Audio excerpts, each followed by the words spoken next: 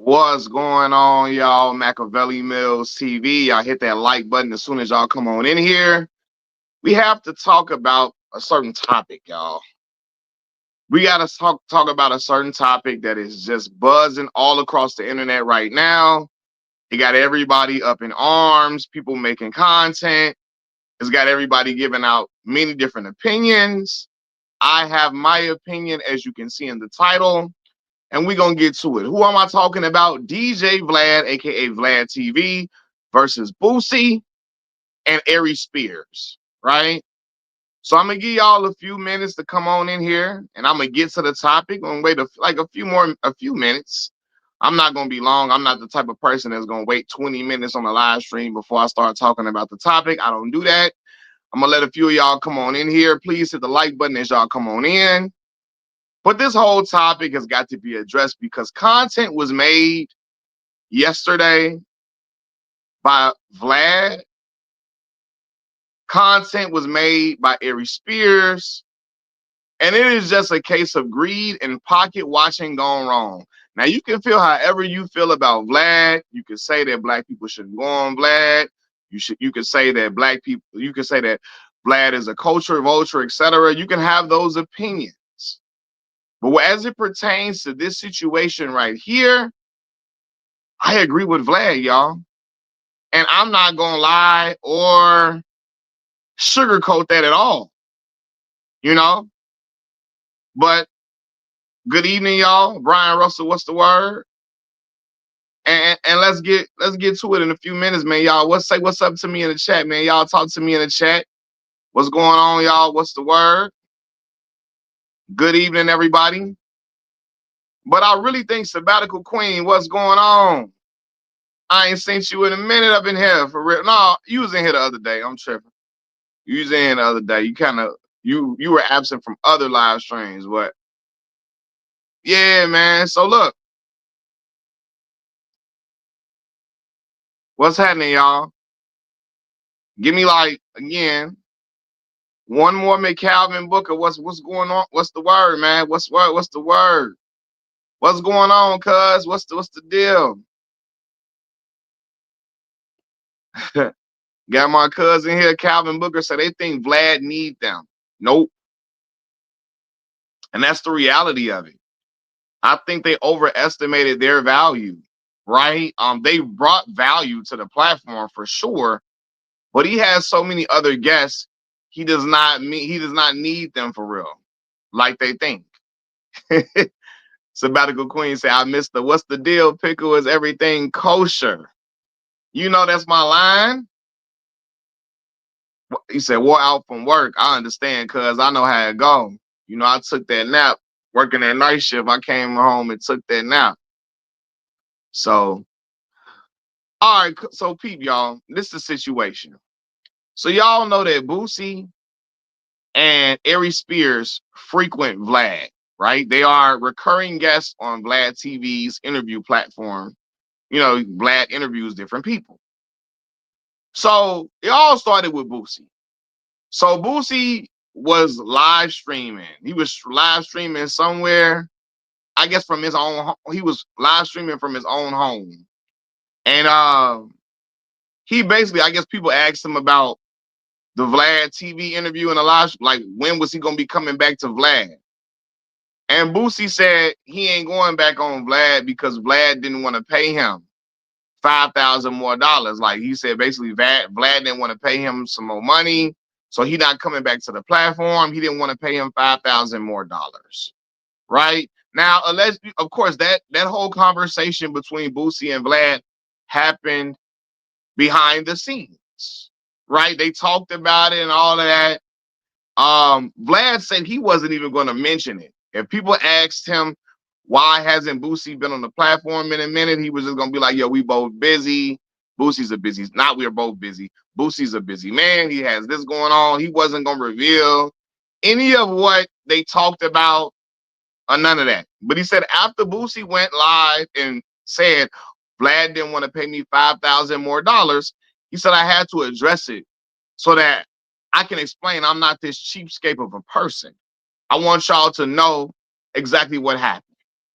So he say, look, Boosie would come on the platform about 3 times a year, right? And when he came on, I paid Boosie $25,000 every time he came on the platform, right? And I said, damn, 25K to talk shit for 2 hours? What? Right? He said, I paid Boosie $25,000 every time he came on. He would come on about 3 times a year, sometimes 4, right? So he said, basically, Boosie came, he said he reached out to Boosie for an interview. He said at first, like, Boosie's people was kind of like giving him the runaround, like, yo, Boosie's busy now, yada, yada, yada. So he said, you know what? I'm going to reach out directly to Boosie, right? Because him and Boosie got each other numbers or whatever. He was going through Boosie's people to book the interview. So he came straight to Boosie, and Boosie was like, yeah, I'll do the interview, but I want 40,000 now, right? And Vlad like, oh, wait a minute, 40K. 40,000. He said, yo, I don't think I can do no 40,000. He said, I don't think I could do no 40,000. He said, I might be able to do 30,000, 5,000 more, but let me check the numbers. Let me run my numbers in analytics, and I can get back with you so I can tell you exactly what I can offer in a bonus of like what type of raise in your appearance fee that I can give you, right? So he said he ran the numbers. Vlad went back and ran his analytics and saw while Boosie does good numbers, over the years, Boosie's numbers have decreased over the time. They've been gradually decreasing over time, right? And he saw that, you know, he's been losing some money over the years of him interviewing Boosie. But he like, you know what? He wasn't tripping about it. Like, you know, I'm still gonna pay him the 25,000 with no thing. So he basically told Boosie, I can't do 40,000, right? Most I can do is 30,000. Boosie told him the lowest I'ma go is 35,000. And Vlad say, unfortunately, if I pay you that much money, I'm gonna be taking a decent loss. You know, I'm gonna be taking a loss. So I can't pay you $35,000 or 40,000. So him and Boosie mutually agreed, hey, all right, cool.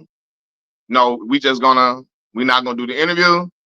And Vlad was like, he wasn't tripping. It was all good. Now he said he wasn't gonna talk about it until Boosie made it seem like he didn't want to pay him 5,000 more dollars. He said, hold on, wait, I had to explain this. Boosie was trying to get 40K. And then said the lowest I'm gonna go is 35,000. So then Boosie say, you know, I'm gonna just do my own interviews now. And he said, I'm gonna do my interviews through Patreon. I'm gonna have my own interview platform. And I say, now, he don't know Vlad got millions of subscribers. Like, it's gonna take you a while, even with Boosie's fan base, to get the money that you was getting on your interview platform, to get the money that Vlad was giving you, right? Brother, you're getting paid $25,000 just to sit down and talk shit for 2 hours. No other platform is going to pay Boosie that type of money for an interview at all. Not the Art of Dialogue, not Big Boy. First of all, Big Boy now, these people, they're not even paying people for interviews. I don't know if the Art of Dialogue pays people. I doubt it though. Right? These other platforms don't pay nobody for no interviews. They're not getting paid to interview people. They going up to these interview platforms for free 99. If you're getting paid $25,000 and you going on Vlad 3 times a year, every time you go on there, you're getting paid 25K. You going on 3 times a year at minimum, sometimes 4. Like, bro, what? Now you just getting greedy, bro. You biting the hand that feeds you now. Like it's come on, bro. You messing up your bag by being greedy, essentially, right? So Boosie say, you know, him and Boosie, like, I'm gonna do my own thing. And I'm like, just think about the fans that Boosie got. Boosie don't got the fans that's gonna, like, you can just put an interview behind a paywall and his fans gonna, Boosie got hood fans that come from the gutter. Now he got fans that's doing all right, that's doing well and wealthy, but most of Boosie's fans come from the gutter, right? They not watching no interview on no goddamn Patreon, bro. They not doing that shit, dog. Like, no. So you can set up your whole interview platform on Patreon and all of that. You're not gonna make no $25,000 that you was making with Vlad. It's gonna take you a while to even build up to that point. You know what I'm saying? But for 25,000 every time you go on an interview, goddamn, like you messing up your own play, your own money. Right? In my opinion, I feel like you just, yeah. So anyway, Vlad wasn't tripping. He like, yo, I'm gonna let Boosie do his thing. But anyway, if you can, bro, Boosie could have still been going on Vlad and then did his own interview platform on Patreon. You could have still been getting that $25,000 from Vlad and still do your own interview platform behind a Patreon wall if you want to do that. If you want to have an interview platform behind a paywall. But anyway, all right, let's move forward. So after Vlad comes public and says that he pays Boosie $25,000 per appearance, Aries Spears heard this and his ears perked up. He said, "What? Boosie getting paid $25,000? Wait a minute. So Aries Aries Spears reached out to Vlad while Vlad was out with his kids. Aries hit Vlad's phone and say, "Hey, we need to talk about basically a raise in my appearance fee." Because Aries Spears was getting paid to come on Vlad's platform as well. He was getting paid too, right? So he said we need to talk about a bonus, an increase in my salary or in my appearance fee when I come on there. So Vlad said, okay, cool.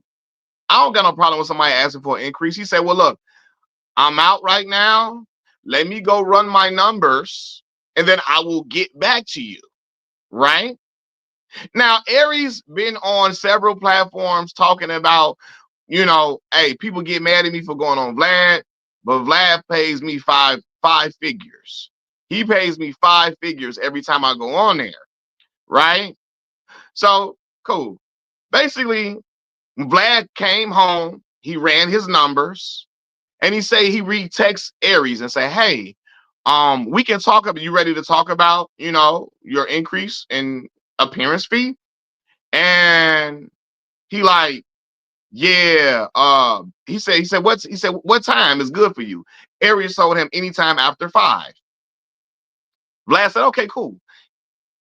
Vlad tried to reach out to him to talk about the upgrade in the appearance fee, and Aries being dismissive. He ain't responding. At one point, he trying to reach out to him. He said, yo, do you still want to talk about your increase in appearance fee? And Aries go, at some point, like he not even trying to talk to Vlad. Like he not, you know what I'm saying? He not even trying to get a conversation about like increasing or whatever. He like, I don't know if he was mad or something that Boosie was getting paid at 25K. And he like, yeah, at some point, he like he playing, I don't know. He trying to like dodge Vlad when Vlad's trying to have a conversation about what type of increase he can give him. He being dismissive and shit. So Vlad said, you know what? You telling me at some point you trying to get me to run around like you basically dismissing me? Vlad say, okay, you know what? Fuck it then. I'm not finna have you. We don't got to do no interview no more. Fuck it then. Whatever, right? So Aries goes on his platform, his own podcast, talking about Vlad being narcissistic, basically saying Vlad's stingy, he don't want to pay people appropriately, so on and so forth. After he heard what Boosie was getting, he needed an increase in appearance fee because he reads the comments and he sees people say, I only get a membership every time Aries Spears come on, and every time Aries Spears is not on, I take away my membership. And he like, yo, like, what? He like, yo, I read the comments. People say stuff like, I'm always coming into interviews to watch Aries. I see people making TikTok content out of our interviews, so I need to be paid a certain amount. He's like, all right. He started going in on Vlad, basically being cheap, don't want to pay him. So Vlad say, okay, let me tell y'all this situation, bro. Vlad say, I pay Aries Spears $4,000 every time he makes an appearance on the platform, right? Now, he said Aries does nowhere near the numbers. that Boosie does. He does nowhere near those numbers at all, right? He said when Aries comes on my show, first of all, Aries comes on like every 2 weeks. Aries be on Vladtv every 2 weeks, y'all. So like every 2 to 3 weeks, you getting $4,000 just to sit down and talk for 2 hours. You're getting 4K just to sit down and pop shit, to talk, like shoot the shit, right? He come on way more than Boosie do, way more. So essentially, you're getting a nice check from coming on here, right? And Vlad was willing to give him an increase, right? But when he was trying to get, like, he got mad that Boosie was getting paid $25,000 and trying to act like he don't want to talk to Vlad right now. I'm gonna talk to you whenever I want to talk to you. I ain't talking. Like, you're like, all right, man, fuck it then. You ain't got to come back on the platform, right? So, bro, he like, yo, I'm giving him this money. I'm giving him $4,000 every time you come on. And then he said every time Aries come on the platform, I gotta pay for a makeup artist out of my own pocket, because Aries does not want to do an interview unless he got a makeup artist to put makeup on his face, right? He say when Aries come on here, he be rude to my staff a lot. He be rude and obnoxious to my staff and people around. People, a lot of my staff kind of really don't really like him like that. He said when he come on, we got to go to a store to get him a towel. You know, we got to have towels ready for him because he sweats a whole lot. So, and Aries says he wants towels, cloth towels when he come in, right? So he said, I got to pay for a makeup artist. I got to pay for cloth towels and all that type of stuff. He like, yo, you know, so I'm giving you 4,000 every time you come on. I feel like I'm being fair, and I was willing to talk about an increase for you, but you trying to get mad at me. You so mad at me that Boosie getting 25,000 that you trying to be dismissive of me when I'm really trying to have a conversation with you about paying for an increase. You know what I'm saying? So y'all giving you an increase, right? So he like, yo, then he get on the platform trying to diss me. He like what? He like, let's be for real, y'all. Aries comedy, his stuff don't do crazy numbers like that. You know what I'm saying? So like his comedy tours and shows don't do these crazy. We weren't doing these crazy numbers. He said, but throughout the time that we've had a relationship, I've been to his comedy shows. He's experienced an increase. He said we help each other. He said Aries acting like he built my platform, and the only reason why my platform is popping because he come on here and he act like Aries basically said all the other people you got going, Boosie gone, Lord Jamar gone, Godfrey's gone, you know, basically who else you got? Everybody else used to come on gone but me. So I need to be paid. I need to be getting a certain amount of money. He like, bro, I was willing to pay you a certain amount. He wasn't gonna pay him nowhere near what Boosie was getting, because I was willing to increase your appearance fee, but you trying to get mad at me and be dismissive, like you don't even want to talk to me because you mad that Boosie getting 25,000 and you really think you worth that for real. Every time I wasn't saying give me 25K like Boosie. Now that motherfucker was mad Boosie was getting that money. He was pocket watching and then talked himself out of some paper by, you know, taking all this shit to the internet and all of that, right? And I ain't even caping for Vlad at all. But it's just like, nah, you were getting fairly compensated, brother. Aries Spears don't be getting paid no other interview. He don't get paid no other place. Like them people, these other interview platforms not paying people at all. He on Vlad platform every 2 weeks, getting $4,000 for a sit down, right? So for an interview for 2 hours. So anyway, all right, we move past that. So then he say, and you know, when he's talking about Aries, he like, yo, like, I ain't want to deal with it no more because he just like, he's trying to be dismissive of me, and I'm trying to really like have a conversation with him or whatever. I don't want to deal with it. So Vlad posted an hour-long video talking about how Aries was, you know, what Aries was doing and how Aries came at him or whatever. So Aries got on his own platform and was basically like, I think on Instagram or YouTube or something, and was like, you know, Vlad, he's a narcissist, and Aries is narcissistic as well. He was like, he's a narcissist. He uses the black community for, you know, because we make his platform pop. he uses the black community. And I'm like, Aries, don't try to come with from that angle of he uses the black community, he uses us up, and you was fine being used up when you was getting paid, when you was happy with the bag you was getting paid. You was fine being used up until you found out Boosie was getting 25,000. You was cool with being used to get the platform used for your views and your commentary when you was getting paid, when you was happy with what you was getting paid. You was fine being used, being a used black man on Vlad's platform until you heard what Boosie was making. So don't come with that, he used black folks to get popping. Don't do that shit when you were perfectly fine with being used until you heard what Boosie was getting paid.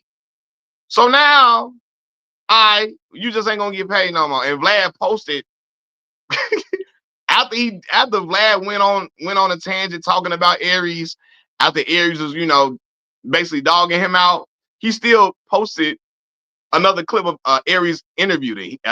He still posted a clip of an interview that him and Aries had done. Another clip, basically Vlad like, look, the show ain't stopping. I paid you for this interview. We still gonna post the rest of your clips from an interview that we just did recently, right? And I'm like, see, this is where pocket watching go wrong, right? And honestly, Vlad was willing to talk to him about an increase in his appearance fee. It's just that Aries was so mad that Boosie was getting 25,000.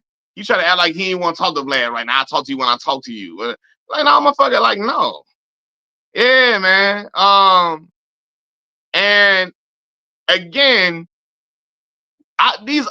what's crazy is they don't get paid no other place for interviews. Nobody else is paying them money for interviews anywhere else. I guarantee you, even from Boosie's angle, Boosie not finna get paid 25,000 anywhere else to do an interview.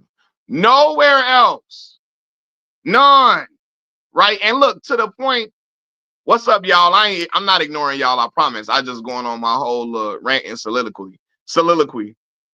Charlie X. Aries got his own podcast. His podcast does nowhere near the numbers that his Vladtv interviews do. So the whole thing of saying I give Vlad popping, that angle don't work. It's because y'all both mutually work together. Y'all work together.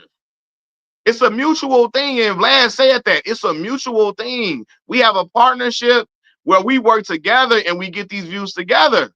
Because on Aries' own podcast, he don't be doing nothing but 3,000 views per podcast for real, right? 3,000, 4,000 views. Vlad interviews be doing 30,000, 20,000 views, 25,000, 30,000, 35,000 views. When he come on Vlad, his numbers are way better. So that angle of, I can get my own stuff, I'm the draw. That angle of I'm the draw, that don't work when your own platform not doing nowhere near the numbers that your interviews on Vlad do. Right? You know what I'm saying? Like, and exactly, Charlie X, you can't use YouTube comments to determine my value, right? I can't say, well, on my platform, look at my comment and say, Machiavelli Mills TV, one of the best YouTube channels in the world. No, until my numbers start hitting what Urban Politicians TV is hitting, until my numbers start hitting Say Cheese TV numbers, until my numbers start hitting Vladtv type numbers, I can't pop my shit in that arena like that. Yeah, I'm the best in the game. I can't do that until my numbers say so. No matter what comments my loyal subscribers are leaving, I can't pop my shit and stick my chest out like, yeah, I need to be getting Vlad money until I'm doing Vlad views. Until I'm getting mega views. You know what I'm saying? And it is what it is, big dog. Like, and Boosie, I can't believe Boosie. Again, Boosie was getting paid 25,000, Joe. You feel me? Like, huh? It was 20K at first, but then Vlad upped it to 25,000. He said, well, Boosie, if you give us a tour of your estates, because Boosie got his own like compound and shit with all the houses for his kids and all that. He said, if you give us a tour of that, I give you another 5,000. He getting 25,000 per interview. Ain't nobody paying Boosie that at all. I don't know what he think that's like, bro. And Boosie love money. He loves money. He loves it, right? Sitting down, making $25,000 for a 2-hour interview. What? That's a lick, boy. That is a lick. And then, again, Vlad showed Boosie his back end, showed him all his analytics. He's showing you all of that, bro. Vlad really, he rock with you because he really treating you like a partner in that. Because he ain't got to show you his analytics or his numbers on videos and shit like that. He ain't got to do none of that to keep it solid with you and show you that he not being cheap with you and he not trying to cut you out of money. He shows you all his analytics in his back end to show you, bro, I can only pay you probably 5,000 more at most. I can't pay you 40,000. I can't go from 25,000 to 40,000 in my interviews with you. And here's why. Look at the numbers, right? This is how much I make from your videos. This is how much I've been making over the past few years per video. Look at how the numbers have been dipping to a certain level, and I'm still paying you $25,000. Like what? I don't even think Art of Dialogue be paying them at all.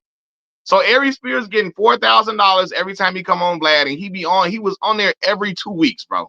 Every time I look up, Aries Spears is back on Vlad. Every two weeks he back up on that mom. Right?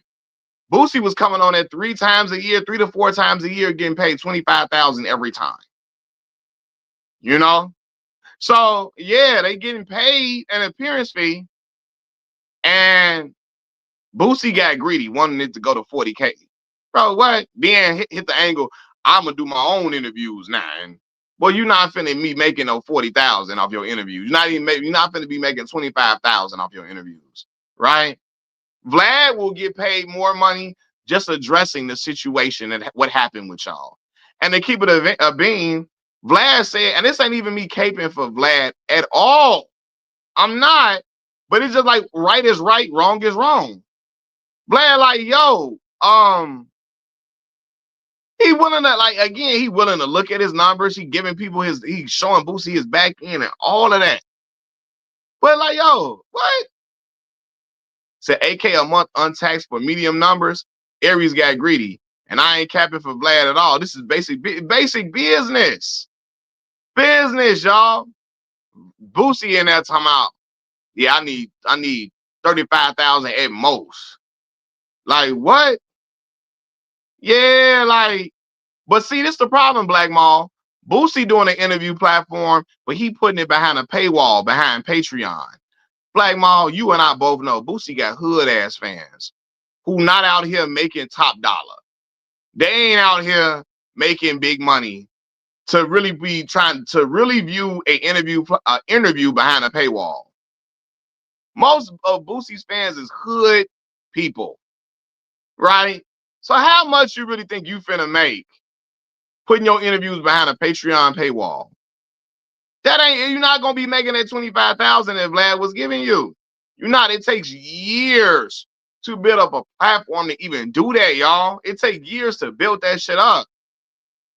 Even when you got a name, it takes years to really build all of that up to be making 25,000, 30,000 per video. Like what?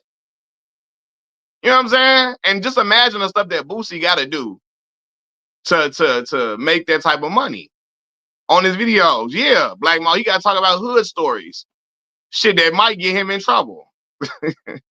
You know what I'm saying? So it's just like, yeah, man. It's like when you got when you got your fans is out here just regular everyday people, they ain't paying for no interview behind no Patreon paywall. Yeah, man, and exactly. And let's be for real, you're right. Kid, and look, hold on, a damn bird on the window or something outside. But yeah, he said facts. And let's be real, Boosie is a huge regional artist. It's not like he's a global artist. So his reach ain't as big as he thinks. It's not. As much as I listen to Boosie's music coming up, a lot of people in New York, it's people in Chicago that didn't like. He got a regional type sound. right? As much as I enjoyed the music, especially when I was coming up, him and Webby, I enjoyed it a lot. But he got a regional sound. He's not this mega worldwide artist where people in Brazil and people in goddamn Colombia and people in Venezuela know him like that. You know what I mean? So yeah, I think they played themselves out of a major bag. Major, yeah. All for greed. And sometimes you can get too greedy and mess up what you got going on. And I'm like, in this situation, I agree with Vlad. Because again, both times he was willing to look into an increase in salary for them. He really was, right? He was willing to look into an increase in salary with them. Like, y'all, all right, let's see what we could do. You know, but Boosie got on that time or something. I made black people like Vlad and wanna, bro. Boosie didn't sway nobody. If you didn't like Vlad and you wasn't going there, he didn't sway nobody to like Vlad. If you like Vlad, you stayed watching him. You wasn't going and getting influenced to love Vlad more because of Boosie. All it was is you might have just wanted to hear Boosie talk and you went over there to watch him. Like he wasn't making people. Boosie didn't make Vlad more acceptable among certain people, you know? But yeah, man, like, and then Aries, I'm looking like Aries, bro. What? You said Aries look like he musty. See, I think Charlamagne put more black people onto Vlad. Yeah, especially in the early, in them 2015, 2012, 2014. Yeah. Charlamagne coming on there, increased Vlad's reach, expanded his reach for sure.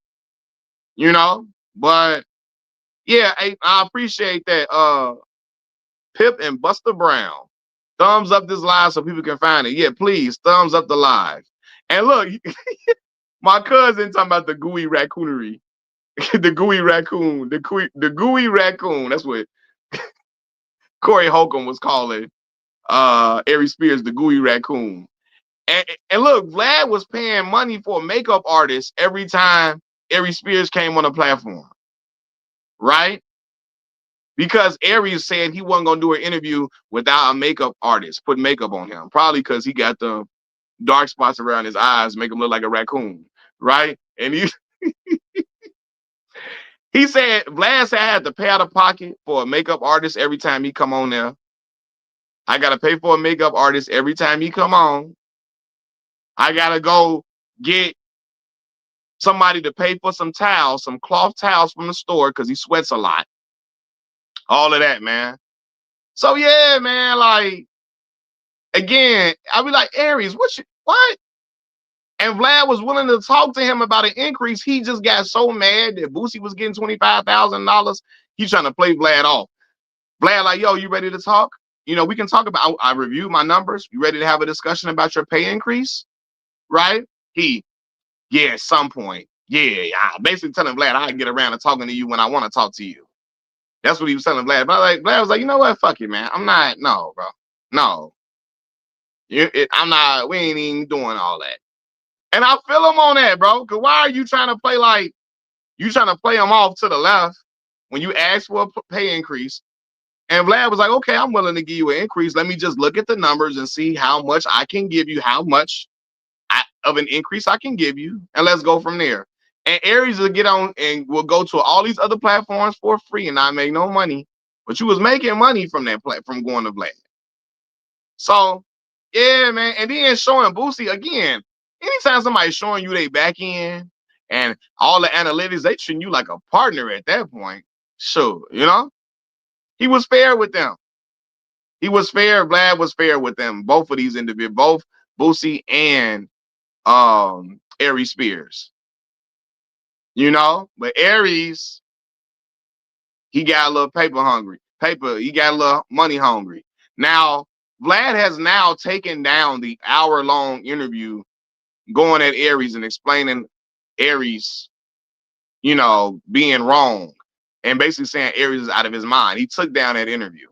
So I don't know if they made up now, if Aries has called him and made up and basically like, yo, hey man, I want to come on there. I want to get paid some more money. Cause Aries one of them motherfuckers, he one of them fake alpha male dudes. Act like he the hardest, roughest, toughest, meanest, most manliest man of all time that's ever walked this earth.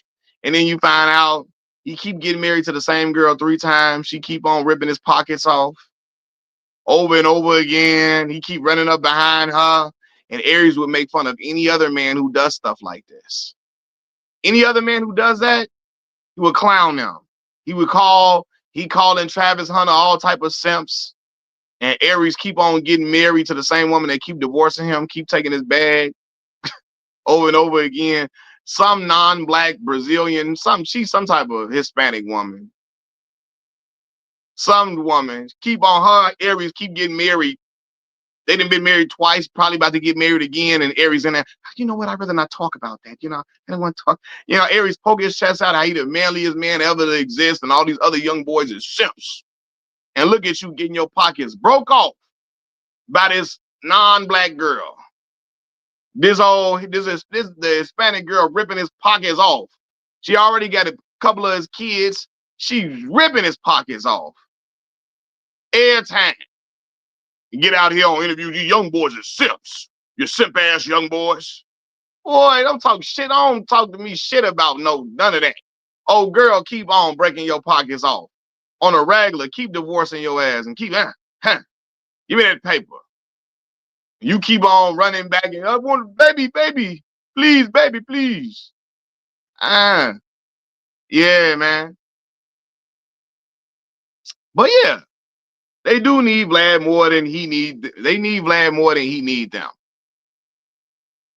at this point. They do. But I'm like, bro, what? I knew as soon as Vlad revealed that Boosie was getting $25,000 in appearance fee. Soon as I said, oh, some people gonna hear that and say, what the hell? But Vlad said he wasn't tripping on that. He said, because I have the numbers to justify what I pay anybody. So I'm not tripping on people hearing Boosie was getting paid $25,000 and people getting mad about it, because I have the numbers to justify me paying anybody anything. So if you want to know why you're not getting paid $25,000, I can show you the analytics. I can show you how much I make off your interviews. I can show you the numbers and how well your interviews do, etc. And he like, yo, Aries don't do nowhere near the numbers that Boosie does. Black Mall said, Crunchy Black at one point during the interview said, look here, Glad, I'm only telling you this because you glad. He steady calling his Glad. Crunchy Black stayed calling him Glad. Come on, Glad. Vlad didn't correct his ass one time. Glad.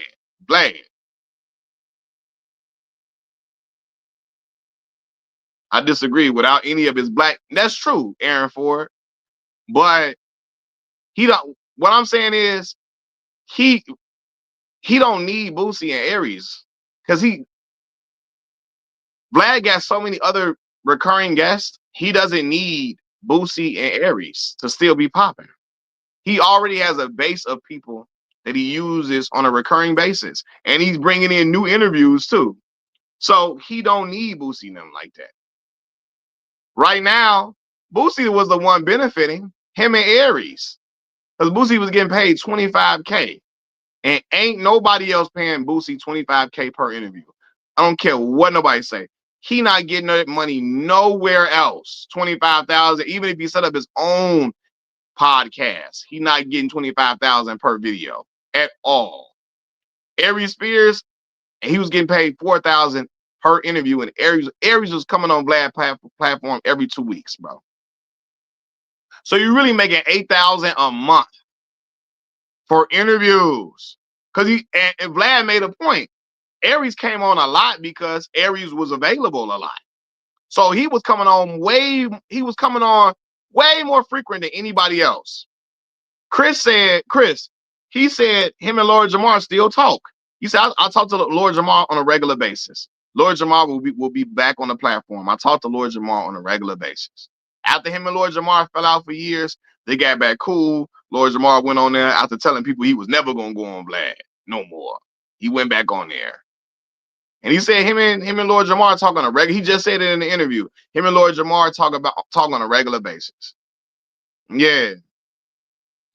He said Drake Cole say Aries still living off 1997 Mad TV fame. And that's a fact. Aries is a talented comedian. Y'all hit the like button for me too as y'all come on in. Hit the like button for me. Aries is a talented, hit the like button because that's what gives my videos in the YouTube algorithm. So please hit the like button for me. Aries is a talented comedian. His problem is Aries has an attitude problem. He can be very obnoxious. And like, you know, as far as like, sometimes he overvalues himself. Cause as talented as Aries is, he ain't doing mega, he ain't selling out big ass venues or nothing. He's not. So if you want to get a pay raise, why you just didn't talk to the man? Vlad was willing to talk to him about getting a pay raise and come to him with the analytics.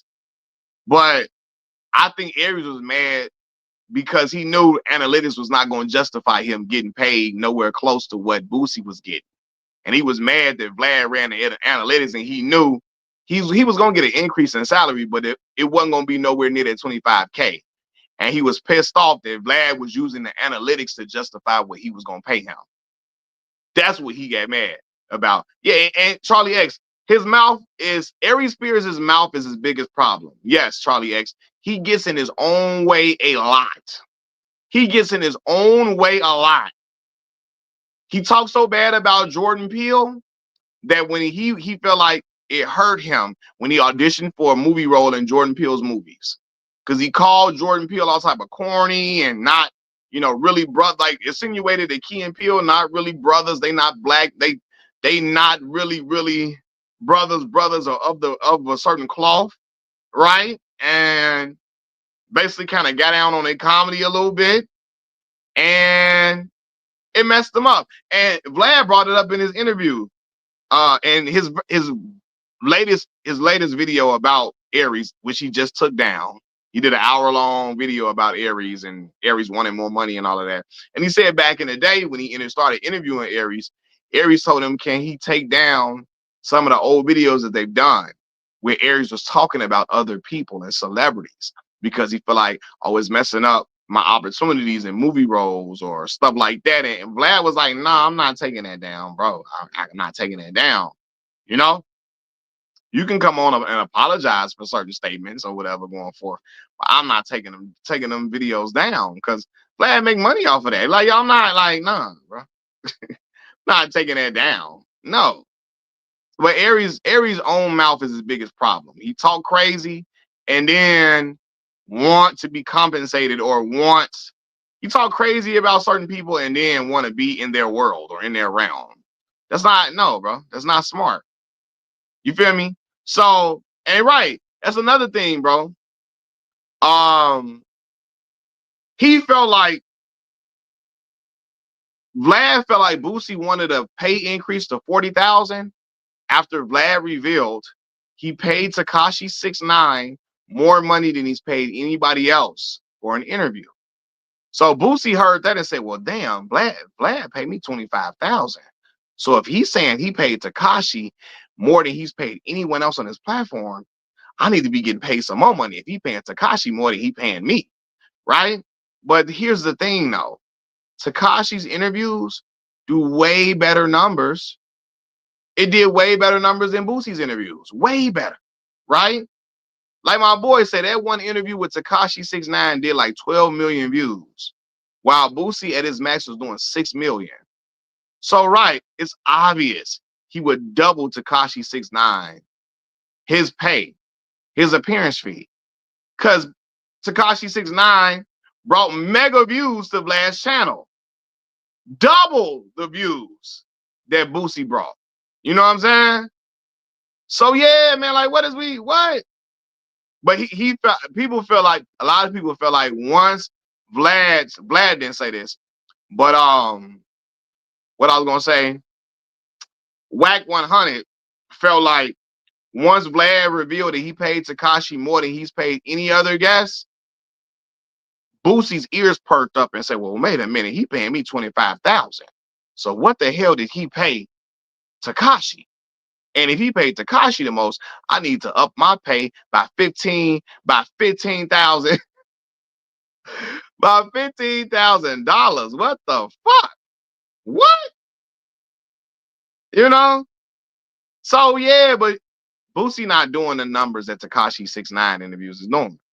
So yeah, he paid for it because he know Tekashi was gonna be bringing a lot of views. I don't even like Tekashi 6ix9ine at all, but he does way bigger numbers than Boosie.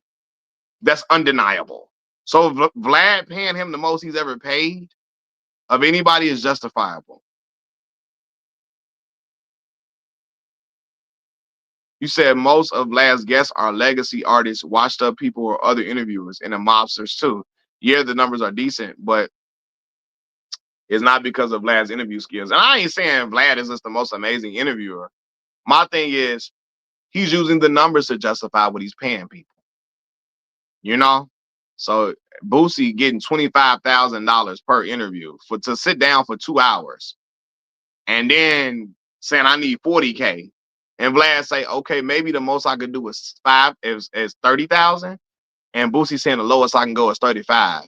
Bro, you messed up your paper, bro. Being too greedy. Getting 25,000. You not Boosie and Aries Spears not getting paid from any other platform to do no interviews at all. So come on. And he was willing to give a pay increase to both of these individuals. They just wanted something more than what the numbers would dictate. You see what I'm saying? That's my thing. And in this situation, I agree. I think Vlad was being fair with them. Vlad was being more than fair with them for sure.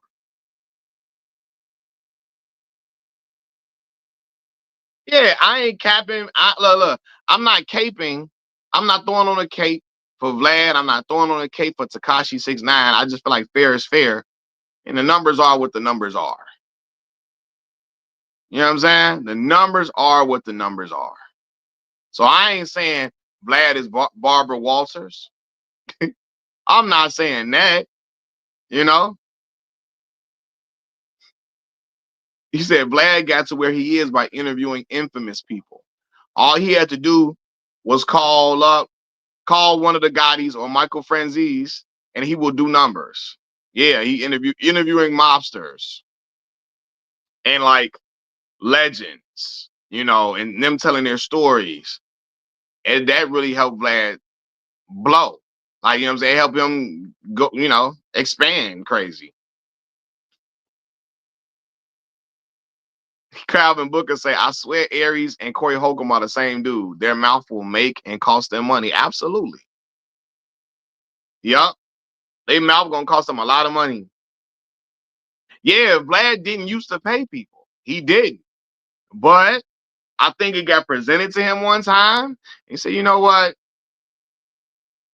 If I want to keep having certain guests on the platform on a recurring basis, I'm gonna have to.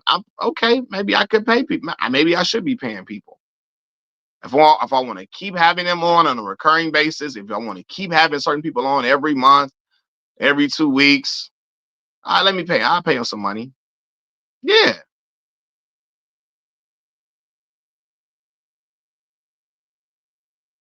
And this is a great point, bro. So people got to realize it's not just the interviews, it's the content. It's the content when you post it, how you market it, and how your stuff hits the algorithm. Vlad has a tech/coding background. Boosie and Aries don't. That's a fact, and that helps. When you got a tech or a coding background, that helps.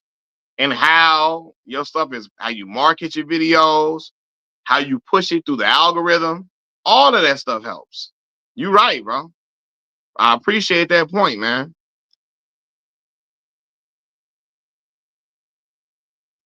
Said Corey is actually funny. Now I ain't gonna lie.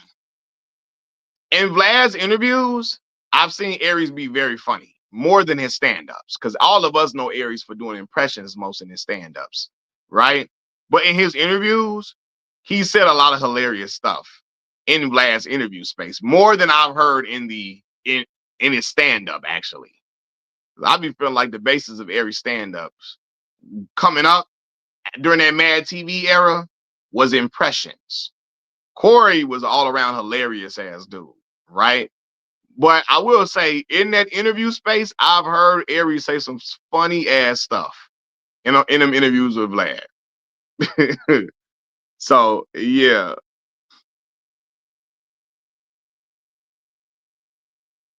Said Boosie living off 2000 and 2006 fame. Yeah.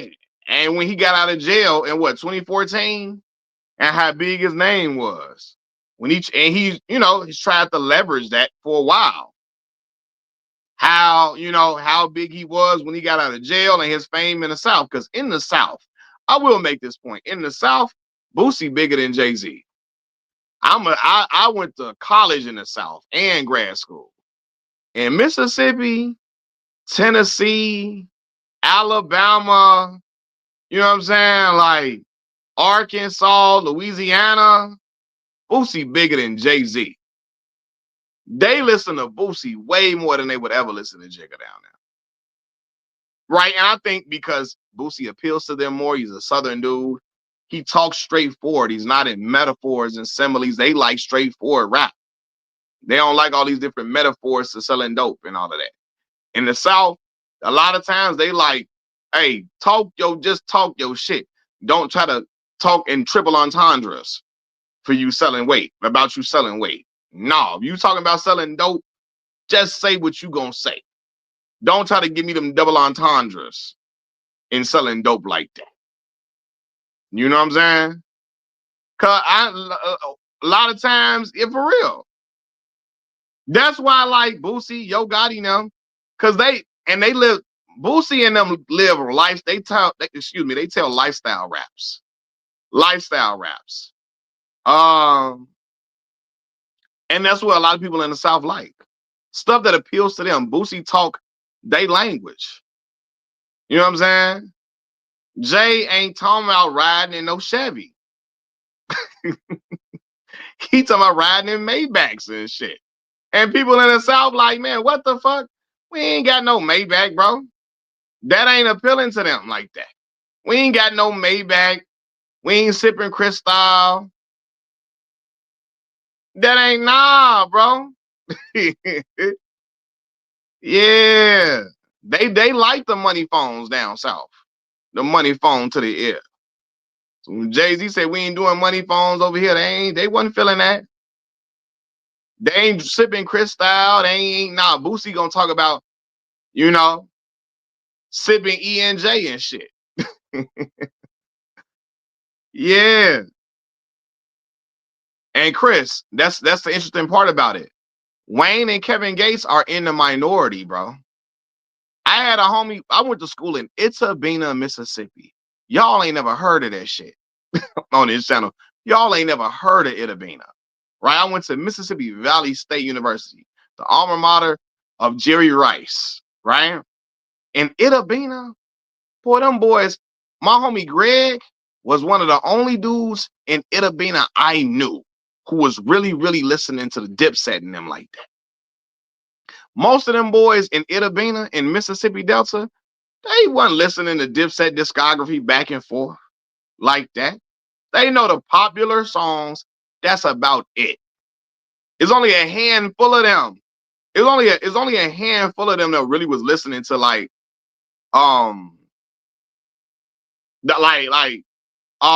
volume 1, volume 2, and yeah, that wasn't really on their radar like that. My homie Greg really was listening to East Coast rap for real, and he was in Itta-Bena, Mississippi, in the heart of the Mississippi Delta. Poverty-stricken area like crazy, and Greg was in a minority.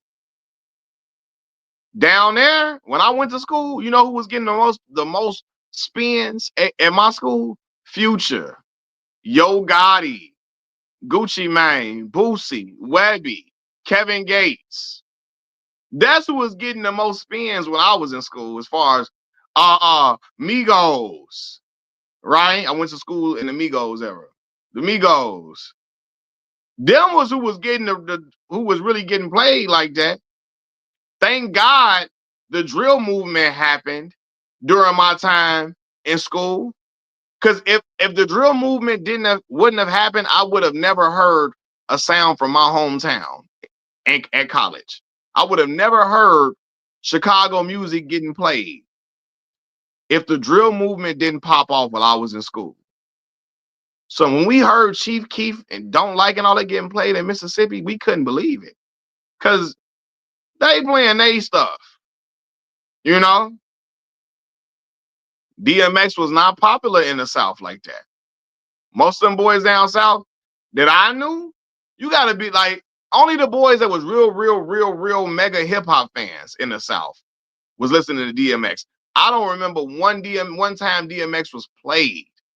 I don't remember none of my homies down there playing DMX. DMX wasn't played at no parties. No, none.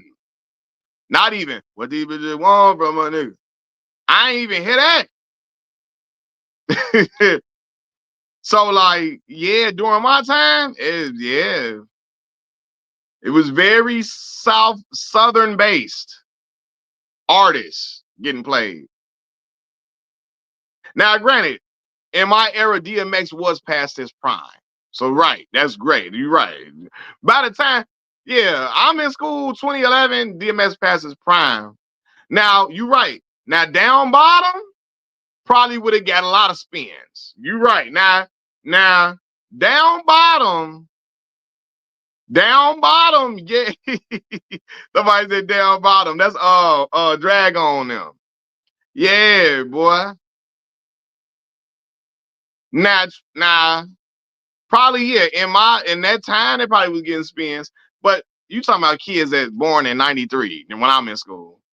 I was listening to X because again, I'm in Chicago and X was popping during that time. You know, from the time I was growing up, I wasn't in the South when X was popping. So true enough.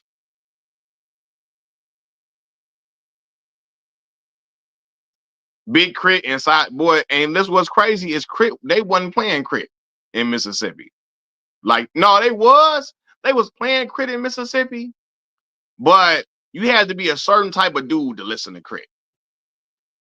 They had to be a certain Crit wasn't played at no party or nothing. You had to be a certain type of dude to be listening to Crit. Yeah. Now they was listening to Don Trip. For real, like you had to be like, if you anybody listening to Crit in Mississippi, they was real hip hop heads. Cause most of the Mississippi dudes that wasn't hip hop heads, they wasn't throwing on Crit in the car, unless they was hip hop heads for real, right? But I can say the same thing like in Chicago. Lupe Fiasco, one of the greatest MCs I've ever heard. Lupe is only gonna get spins in a dude who really loves hip hop car. And if in Chicago, you only catch Lupe Fiasco being played in a Chicago dude's car if he really love hip hop. Cause the average dude is not playing Lupe in Chicago. The regular average dude that's not into hip hop, they not playing Lupe. Anybody that listen to Lupe, yeah. Anybody that listen to Lupe, you really into hip hop for real. Even in Chicago, and Lupe from here, Chicago all day, right? Black Moss said that's my point. Southerners don't support their lyrical rappers, and I will stand on that, Mac. If it ain't booty shaking music, they don't f with it. Yeah, I'm trying to think of any Southern-based lyricists who really got pub like that. I mean, but see, Tip is a lyricist, but Tip will make party records too, though. He'll make like hood anthems. So I get your point. I get your point. Um, yeah, Lupe is a difficult listen for casual fans. So yeah, even in Chicago, if you're not a hip hop fan, you ain't listening to Lupe like that. Anybody I know listening to Lupe, I know they hip hop fans for real. If I catch you listening to Lupe, I'm gonna start talking about other hip hop with you. You know? But we can say the same thing though, like not just for the South though. Cause I'm gonna be for real. Like, well, no, that's not a good point. Cause Common was getting a lot of spins from the elder generation. My generation can't tell you most of them can't tell you 2 Common albums in my age range. The average dude my age can't tell you the name of 2 Common albums. Right? Now, my uncles them age, my mama them age, yeah. Yeah. But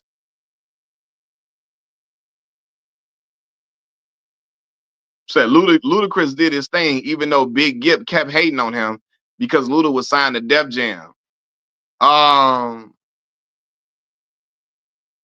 But see, again, East Coast dudes, you rap. They stand on lyricism. East Coast, Chicago, again, in Chicago, it's a little different. If Kanye didn't make bangers, I don't know if motherfucker would be listening to Ye like that. And even then, y'all, believe it or not, most of the dudes, the game banging ass dudes in Chicago, wasn't listening to Kanye like that. Like Earl, like, you know what I'm saying? So what's your mama them age? My mama in her early 50s, Mika. My uncles and them, they early 50s, late 40s, early 50s. But most of the gang, like Chief Keef them, wasn't listening to Kanye. Believe it or not. A lot of them wasn't. But the thing is, if Kanye didn't make them bangers he made, I don't know why Mika asked that. Mika, why you ask that?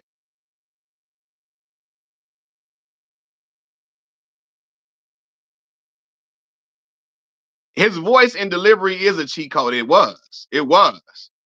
It definitely was. Now, Black Mall, to your point, East Coast dudes, because New York, it's the Mecca, right? They are the ground zero for what they feel like lyricism comes first. Philadelphia, lyricism come first, right? Because even Oskino said Gucci Mane would have never popped in Philly. Yeah. He's like, Oskino said Gucci Mane would have never popped in Philly. If he was from Philly, he'd have never left the city. Because we wouldn't have been like, nah, that's not good enough, bro. Oskino say, shout out to Mika. Oskino say, we like Tip, we like T.I. because T.I. could talk that shit. And he was lyrically inclined. We liked him. He said, we like Jeezy. Because Jeezy, Gucci was more comical than Jeezy. Chain like owl, wrist like blow. Yeah. But Black Mom, they say the regular Philly dude don't listen to Lil Uzi Vert. Most people don't even know Uzi from Philly. They thought he from Atlanta. Did y'all know that? Most and Oskino say when Uzi got on, Uzi wasn't. Most people didn't even know Uzi was from Philly at all. And I don't even think Uzi was living in Philly when he popped. I don't even think he was living in Philadelphia at the time. Right? So he like, yeah. And Oskino say, the little dudes like Uzi, they don't represent Philadelphia. Oskino tell you that. They don't represent dudes like that. Lil Uzi's not running through Philly like that. Them type of dudes. He said we rock with him because he's from Philly. But that's not the average young Philadelphia dude at all. Not even close. You know what I'm saying? But yeah. But Oskino say, nah, if Gucci Mane was from Philadelphia, he wouldn't have been able to pop coming from here. We wouldn't have stood behind him like that because he wasn't lyrically inclined enough. And although Jeezy wasn't a lyricist, his shit it felt more raw and rugged. And I don't know, it felt grittier because Gucci would make silly ass songs that Jeezy wouldn't make. Like when you hear Standing Ovation, I can hear a dude in Philadelphia or New York saying, God damn, hold on, man, run that back. I told him, straight drop this and zip lock that. Right on my waistline is where I kept that strap. Yeah, I remember nice. Yeah. You know, but like you're right, Tip father was living in New York, but Tip looked up to New York rappers a lot. So that's why even though Tip got a southern drawl, he always was a lyricist. He always was, even though Tip got a southern drawl, he always was talking that shit. That's why Pharrell called him the Jay-Z of the South when he was 21 years old, when I'm Serious came out. He heard Tip rap and say, oh, this dude the Jay-Z of the South, because he always was lyrically inclined. He just had a southern accent. But Tip looked up to New York rappers a lot. That's what he liked to listen to. He liked dudes in his area too, but he looked up to the New York rappers. He's a real fan and student of hip hop. So he gonna rap a different way than like a dude like Gucci. Said Gucci made it because he was from the block to the booth. And as ignorant as this point is, Mac, that rawness will always work in rap. Yeah. He had a street story and he had them Zaytoven beats. He would make catchy ass songs over them Zaytoven beats. Zaytoven was lacing him up. First time I heard Pills, is you rolling? Bitch, I might be. Bitch, I might be. Yeah, I said, whoa. Dun, dun, dun, dun, dun. No. Zaytoven was making that bitch shake. Them cars, boy, Chicago, them cars are shaking and rocking playing them Zaytoven beats. Zaytoven was lacing Gucci up. And Gucci was making catchy ass songs. So, Icy was popping. So Lil Will singing on that hook. All these girls excited. Oh, you know they like it. I'm so icy. My boy was singing. And Gucci come on there. She digging the wrist. She think him the shit. Hey, yeah. Yeah, man. We heard I Think I Love Her. Gucci, you don't love me. Gucci, look, you don't love me. Them songs like that was catchy. And also, he was dropping consistently. He was keep coming out with music. When I first heard a song he had called Jewelry, had the dude on the hook, this ain't even on my jewelry. And this ain't even on my jewelry. Dude on the hook talking about never too much, never too much. I'm all, yeah. Gucci had it. He knew how to make that stuff catchy for people. Even though it wasn't the most lyrically inclined. You know, saying, man, what's the word? So yeah, I do think we didn't went to a whole nother topic, you know, but that's what we do on here. But yeah, also I think Chris, I also think Big Gipp probably was giving Luda problems and wasn't embracing him because he knew Luda wasn't really cultivated in the South. Maybe that's probably why too. He knew Luda wasn't cultivated in the South, like in Georgia like that, right? And you know, I noticed when 2 Chainz and Luda was having their little issues, 2 Chainz made a point to say, Luda don't got the accent because he really not from here. He from Illinois.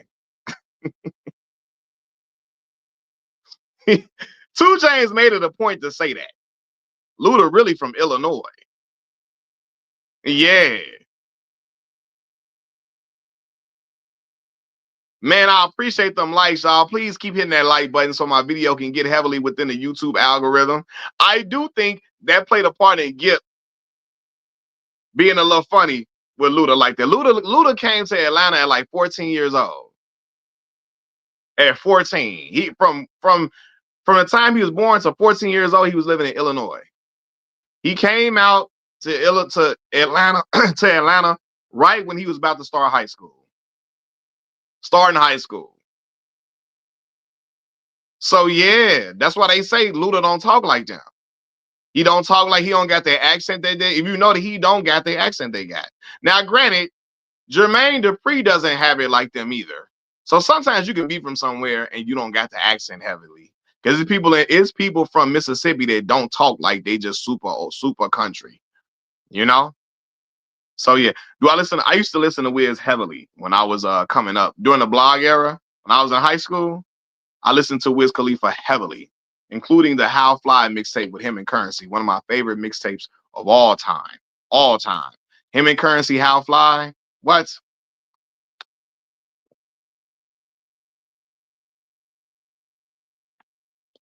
Yeah, Walker from Queens. His mama, Deborah Anthony, his uncle Bimmy, all them New York people. They New York as hell. They are New York as hell. That's why Deb Anthony don't talk nothing like the South. You can tell she a New Yorker, the way she talk, how she present. Her whole energy and charisma is New York City.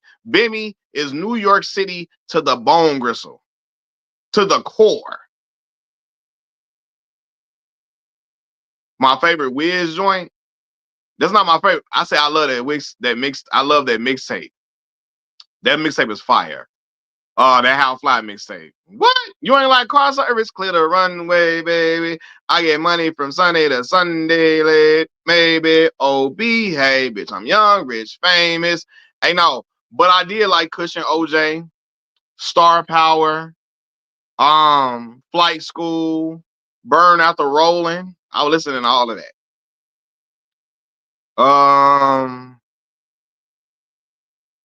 Oh yeah.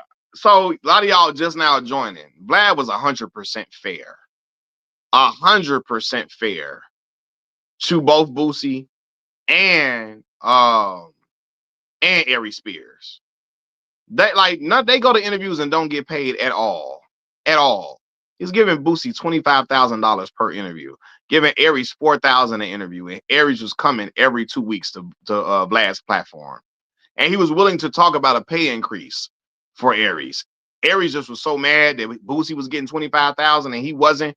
He didn't want to talk to Vlad about what his pay increase could be because he knew Vlad was going to base the pay increase off of the analytics, and he didn't want it to be based off analytics, and that's why he didn't want to have that conversation with.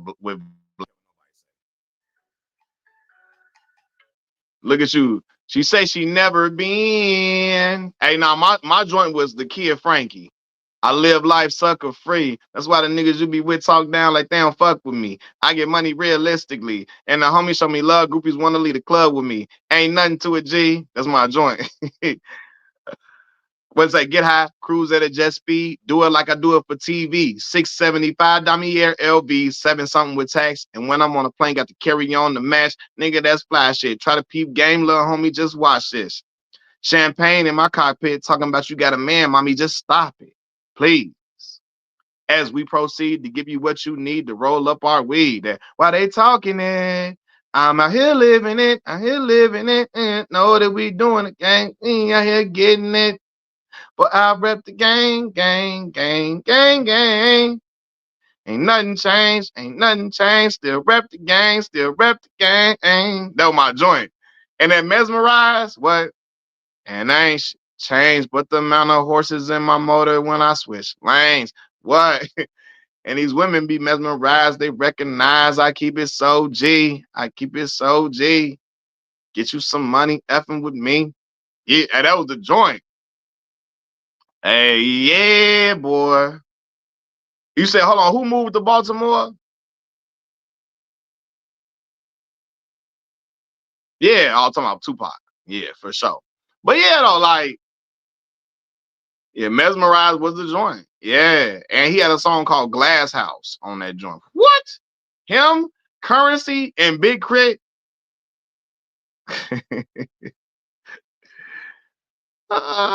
They got off.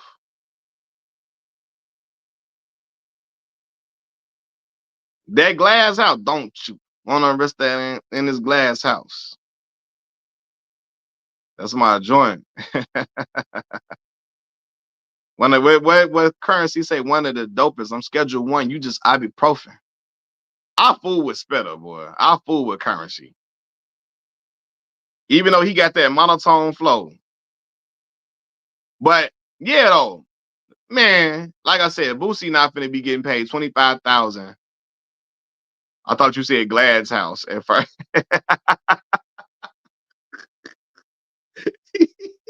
That's Boosie them song they song. That's they song. That's Boosie and them song, Glad's House. Don't be touching on my buttons and my colors unless you cutting. Trick, I'm just saying, I ain't trick. You say, girl, I'm just saying, I ain't tricking. It's a reason that this porno flick playing. Trunk shaking, knocking pictures off the wall. Southern made draw. 808, me no draws. You got friends, I fuck them all. What you mean you ain't nasty? Why the F you came? Just imagine what you gotta do to get off in my plane. Mississippi pimp, mouthpiece, frigid, dolomite, out of sight, show you right. Can you dig it, shouty? That my joint. Is you fucking? Is you sucking? I was wondering, because if not, don't be pushing on my buttons and my colors unless you cutting. Boosie was getting paid $25,000 per interview, Chris. Per interview. He would be on Vlad's platform like 3 times a year, 3 to 4 times a year, getting paid $25,000 per interview to sit down and talk for 2 hours. That was more than fair. Boosie came back saying, I want $40,000. And Vlad said, whoa, I can't do 40,000 at all. I might be able to do 30,000. I can't do 40,000. He said, I'm gonna run my numbers. I'm gonna go back and run my numbers. Let me check the numbers first, and I'll get back with you. He showed Boosie the numbers of what his interviews do, how much he makes from Boosie's interviews, all of that to justify that he could not pay him $40,000 or $35,000, right? Because Boosie said the lowest I'm gonna go is 35,000. He like, bro, I can maybe do 30,000, but I can't do 20. I can't do 40 or 35,000. And Boosie said he ain't coming on no more, cause Vlad ain't up in that pay to 30 to at least 35,000. Bro, what? You gonna mess up a bag? You gonna trick yourself out of a bag? Getting $25,000 to sit down and talk for 2 hours is a lick. Is a lick. You got what? You gotta. He tripping. But people be people be getting too greedy. Boosie got way too greedy. That's what it came down to.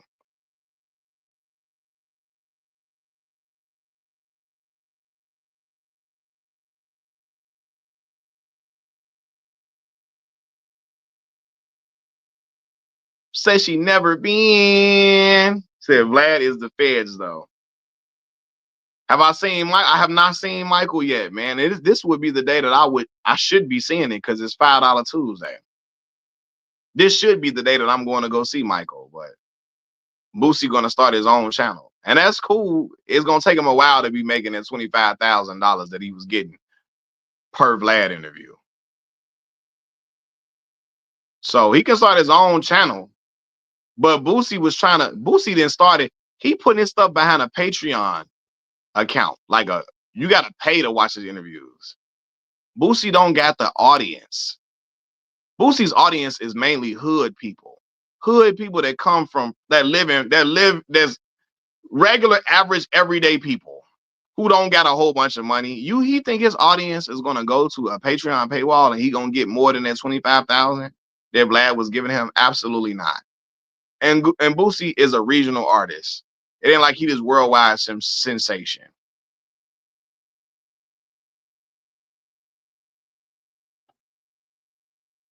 Nah, I mean, to be fair though, for 25,000, he wasn't. If Boosie didn't want to answer a question, Boosie would just say he don't want to answer. So I'm already paying you 25K, bro. That's, man, what? That's mainly Boosie audience, hood folks from the gutter. I'm telling you, most of Boosie's audience is regular, everyday hood people. Except in Louisiana is a lot of white folks that listen. Louisiana white people different, but Boosie shows don't look like a Jay-Z show, or it don't look like a Drake concert at all. At all.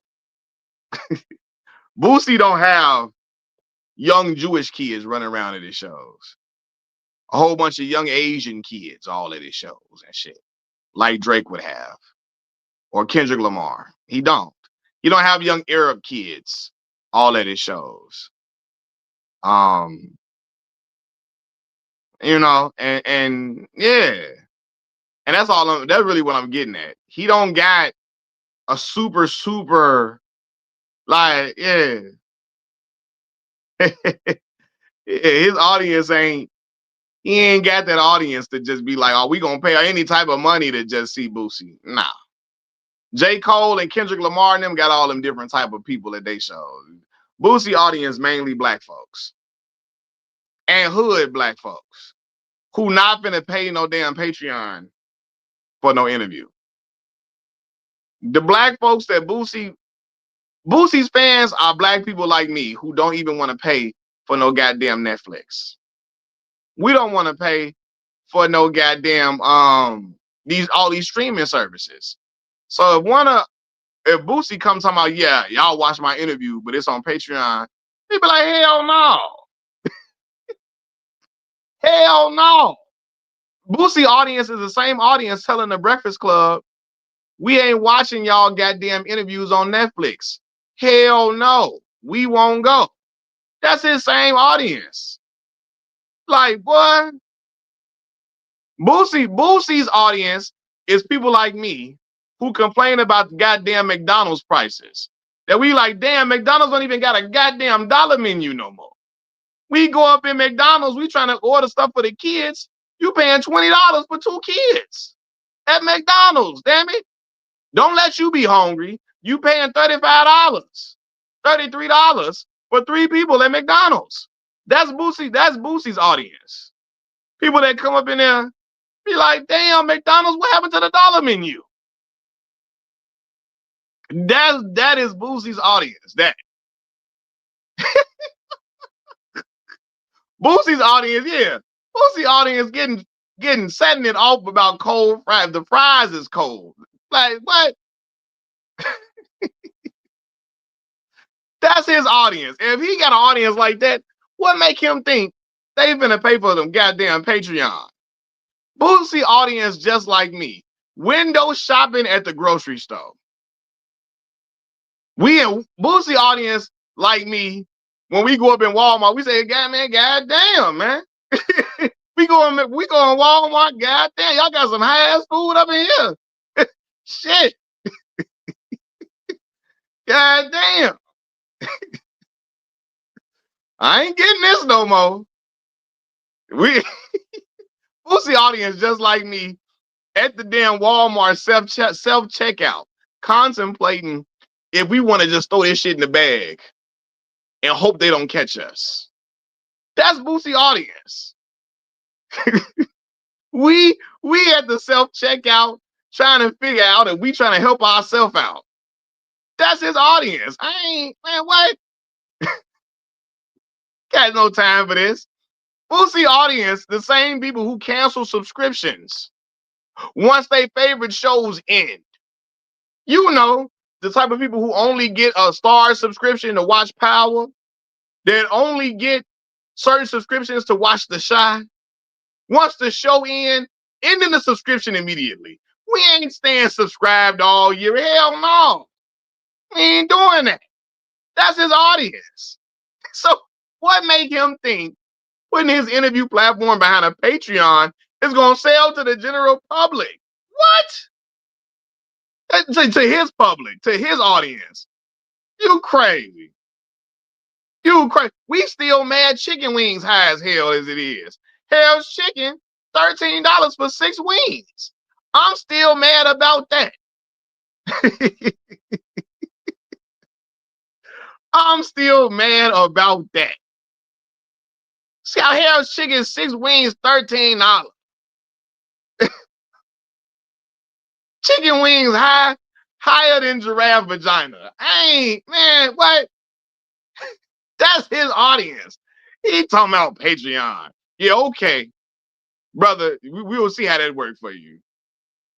Cause everybody we in there. People only want to pay money when they want to, not that they gotta pay it. Yeah. And y'all know that. Chicken wings high. Yeah. Boosie audience just like me. I just told y'all, I only want to go to the movies on $5 Tuesday. I just told that to you. His audience like me. Boosie audience, same people. Let me tell y'all what I used to do. And I hope that people at the theater ain't watching. I used to go to the I went to the movie theater. I used to go to the one movie theater in the suburbs. They used to give us, when you buy a drink, they give you the hard plastic cups. Not they don't give you the little paper cups. They give you the hard little plastic cups. Boy, for a while, I was bringing the cup in the movie theater, me and my daughter, when my daughter was little. And we up in there filling up the cup. I ain't paying for nan drinking that motherfucker. I'm not. I'm walking in with the cup, filling up my drink thing like I paid for it. I remember one time we didn't have our cups. I went to go get the popcorn first, right?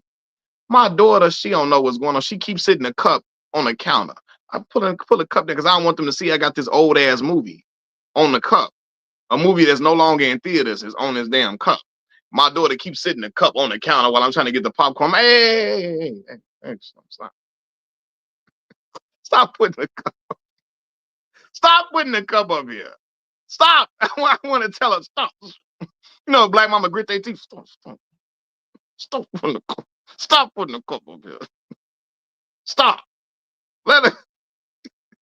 I don't want them to see this is a cup from an old that I bought from a long time ago. From a long time ago. Boy, wait, I ain't.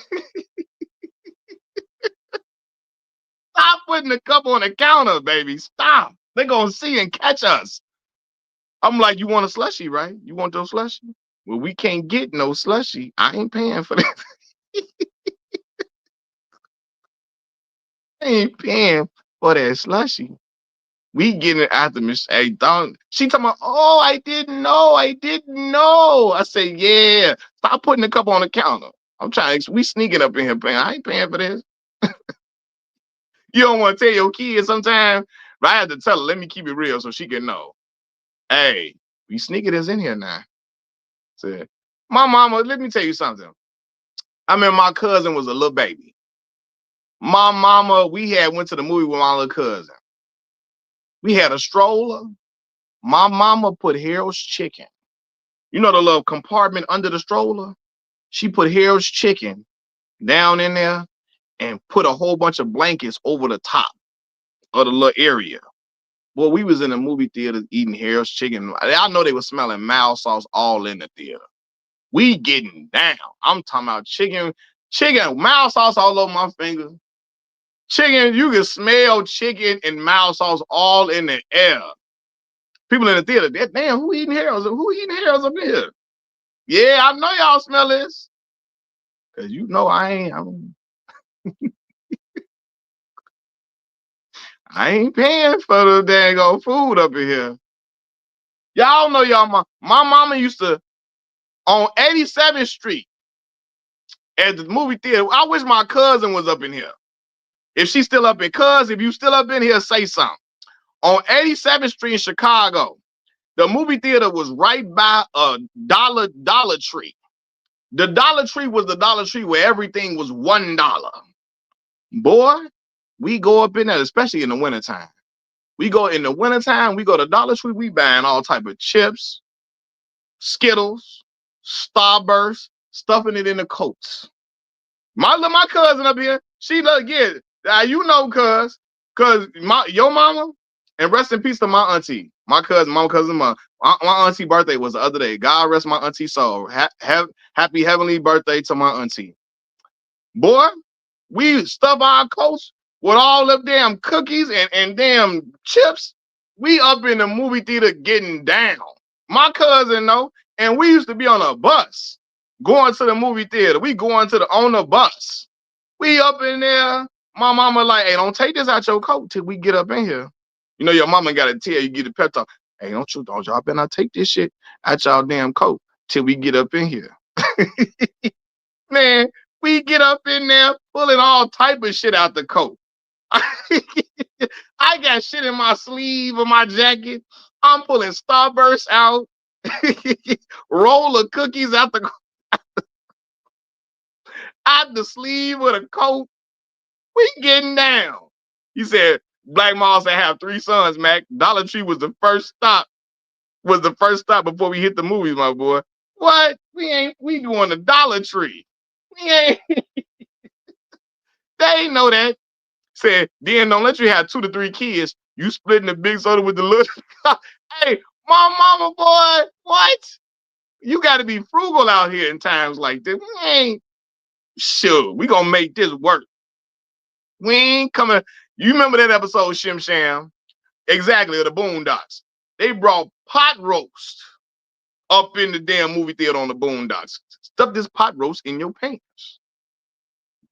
Granddaddy said, I ain't paying all that money for the movie theater. Movie theater money. You trying to a damn hot dog in the show, $7. Well, damn, is we at the movie theater or are we at Wrigley Field? Which one we at? I don't even, boy, the Chicago sport venues, if you buy a bottle of water costs $6 at the damn at United Center. I'm like, yeah, You be mad as hell. What? Yeah, you got to get creative, man. Times is hard out here. So I bought rice, eggs, and turkey and bacon. And yeah, especially when you got these kids too. I got these kids. My rent high as hell. Shoot. Job ain't paying what my other job was paying. That's why I be like, look, if you can, donate to the Cash App. Brother out here just trying to make it.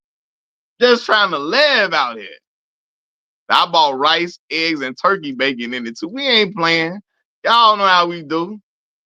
So I be sneaking in them Arizona teas. Absolutely. Because guess what? They sell alcohol at the movie theater. So you already know you bringing the bottle. Oh, what? They selling liquor at the movie theater? I would think that would be a bad combination because some people be getting drunk and they don't know how to hold their liquor. But damn, people would definitely come if you sell liquor, though. You get more people to come. They're going to spend that money for that liquor, though. My cousin said the only kid I got is furry and he expensive. Yeah. What? You be in there like, damn. But y'all, I'll be acting a fool on here with y'all because I done went into a whole tangent about some whole other stuff.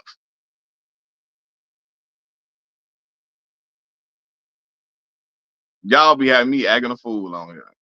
And y'all know y'all be having me acting a fool. But y'all like me acting a fool on here.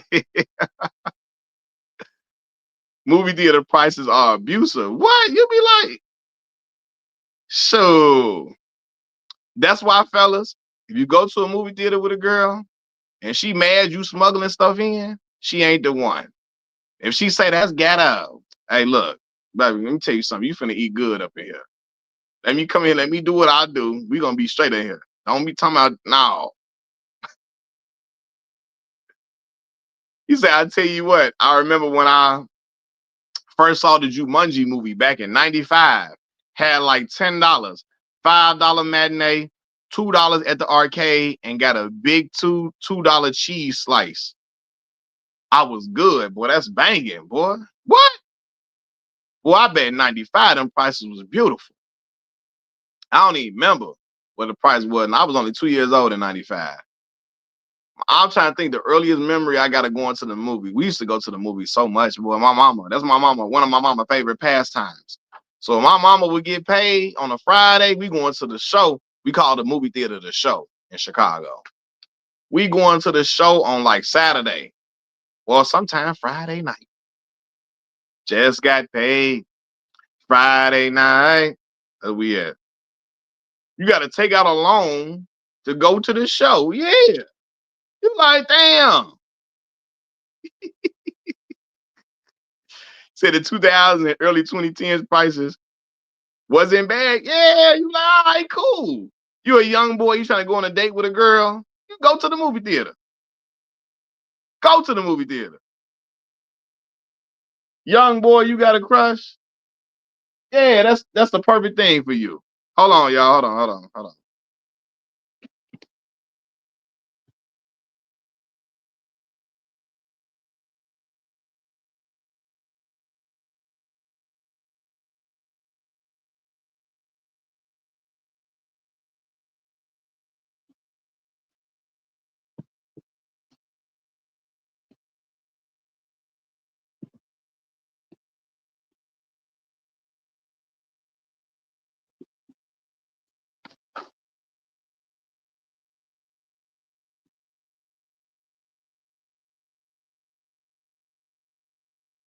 So also they be calling the show down here in Missouri. I bet. So I haven't been to a movie theater in almost what? How long? I'm reading y'all stuff.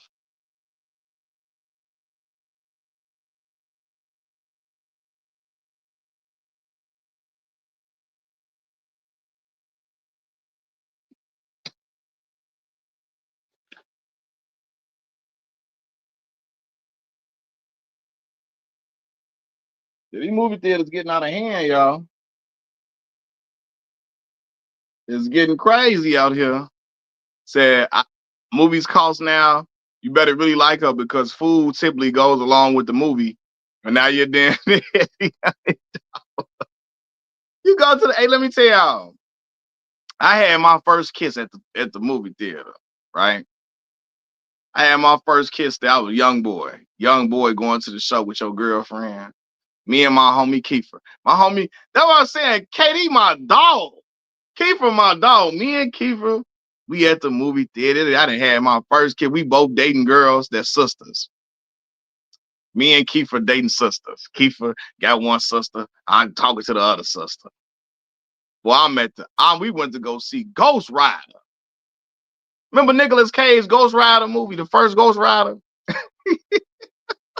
Hey, that's why Kiefer my dog, but we done had a lot of, man, the coming of age for a young man. You know, I'm at the 87 movie theater. I remember this like yesterday. I'm in there. I'm cool. You know, seeing your girlfriend outside of school. What? Now you feel like y'all grown because y'all on a date, like y'all outside of school hanging. Like, what? We feeling grown up in here. Like, damn. You know? I'm at the movie theater. I'm thinking I'm cool. I got my little cousin with me. Matter of fact, y'all know my cousin was on here talking about how he set up he do the computer gaming. He do the gaming on the computer, the PC. He do PC gaming. And my cousin that told y'all he met T Grizzly through gaming. He's really good friends with T Grizzly. He makes the servers and all of that for like Grand Theft Auto and all that. My cousin, I don't know if some of y'all was on the live stream when I had my cousin on here. My cousin Coco, right? My little cousin Coco with me. Coco a young kid though. Coco, he's staying inside the movie theater. He keep going to the concessions, getting all type of stuff to drink and eat and all that. But me and Kiefer, we left out the movie theater. We at the little arcade area. We with our girlfriends.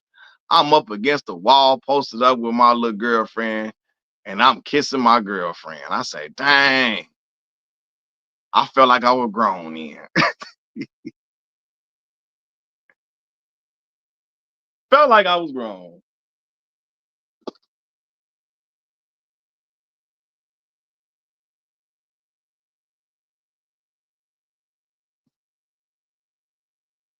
So y'all remember seeing Bad Boys 2 with a high school ID. Then when Bad Boys 2 come out? '05? When Bad Boys 2 come out? You remember because they had an arcade in the 87 movie theater up there. So you know, look, my cousin know I ain't lying. I'm over there by the arcade area. I'm posted up. That's when you a little kid and you like, oh, it came out '03? Okay, '03 when it came out. Damn. Dang, that's '03? Got you. Okay. So '03. So you around my cousin age. My cousin he graduated. My cousin graduated from high school in '03. My brother graduated in '02. So yeah.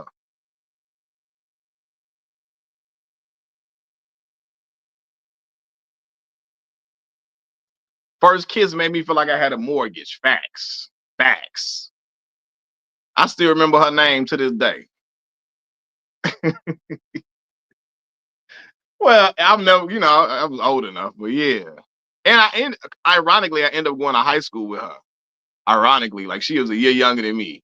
So I ended up going to high school with her, ironically. But, we got to high school. We was on bigger and better things by that point. But yeah, Zero, what's happening? Praise be to Allah. Every time I see your name, I want to say that, bro. I don't know why. I just want to say praise be to Allah. I love that clip of Mike Tyson saying that. It's one of my favorite boxing clips of all time. One of my favorite boxing like interview clips.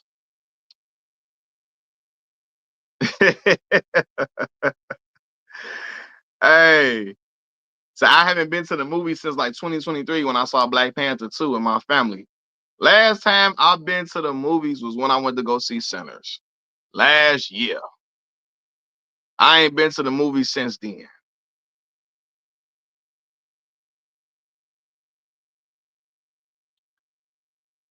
He said your facial expression was top tier.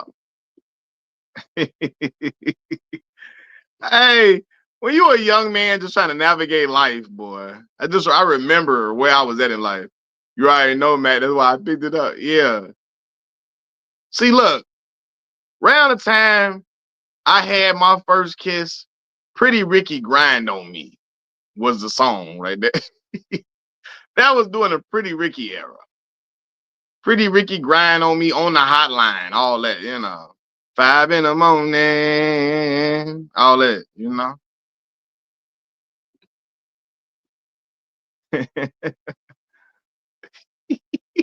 He's about, no, cuz that was Pretty Ricky era. Staring in your eyes. Yeah, that was that was the that was a freaky summer for me, no cap. So I had a whole child by the time Pretty Ricky was out. Yeah. Pretty Ricky. And Black Mall, when that came out, I was a few years to being on my way.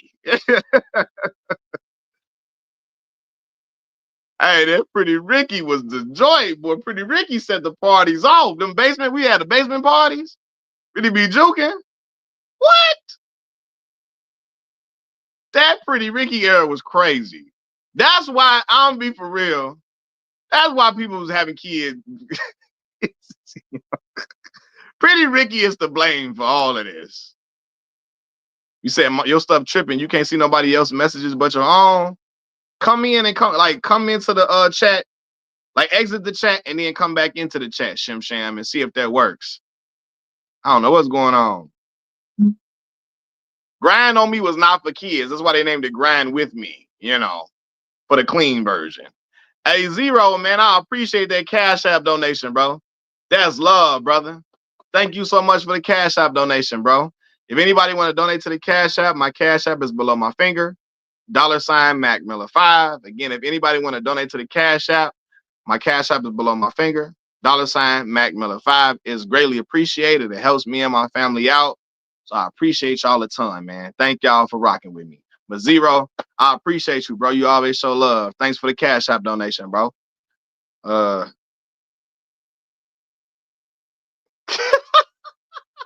at Black Ball. From the front, from the back. Can we get a little closer, baby? I wanna be like night and day, cause you seem so far away. Hey, hold on. You remember? I was in Palm Beach that summer 05 for a week, and all you heard was Pretty Ricky, Tip, Jeezy, Jackie. Oh, face like Trina and a head like Jackie. Oh, come on, and Webby on the radio. What 05 was, girl, give me that. Girl, give me that. Oh, Webby was like 16 when he made that song. Boy made a song called Give Me That. He said, hey, hold on, you kind of harmonizing. Hey, in my past life, I was a singer, DNG. In my past life. That's why I always sing that. Remember R. Kelly and Mary J. Blige got that song? That It's song? That's my joint. And it's on, and it's on, and it's on. That it's about time that we met.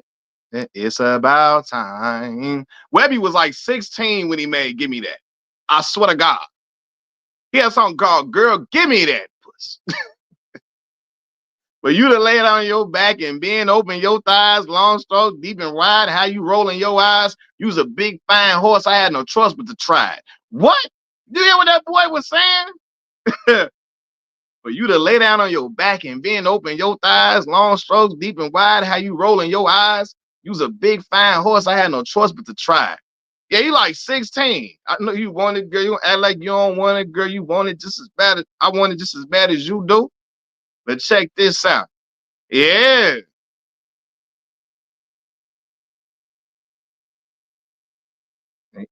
It's about time. Same way. Look, y'all know on what's my joint? 112. What's 112? What's my 112 song I love? Anywhere, right? Do y'all know Lil Zane was like 16 when he that verse that he made? So we going from the bedroom to the floor. Let you know a nigga miss you when I'm on tour. When I tongues touch, have a playboy. What he say? Let me tell you what turns you on. What turns me on. When 112 sing to you, what kind of feeling do I bring to you? I pump hard to you, say I'm being mean to you. He like 16. He was 16 in that song. I kid you not. They young boys making crazy songs.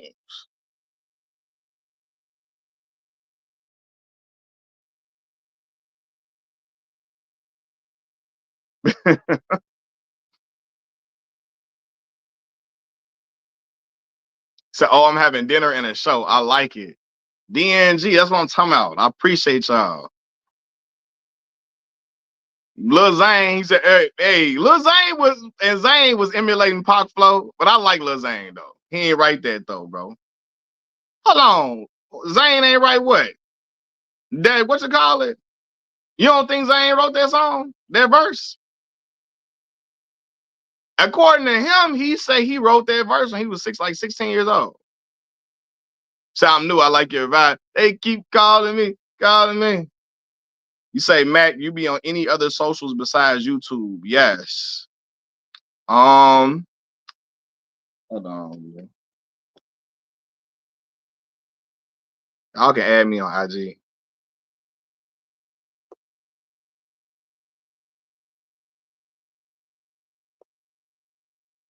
Hold on. Why you don't think he wrote that? More Aboriginal? Why you don't think he wrote that? You don't think he wrote that? What made you say he ain't write that?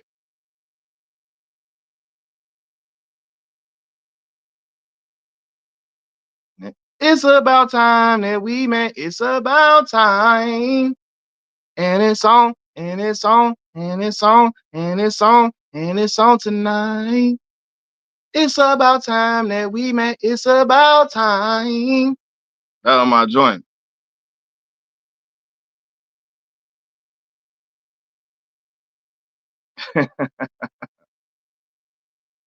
Baby, finally, the time, the time.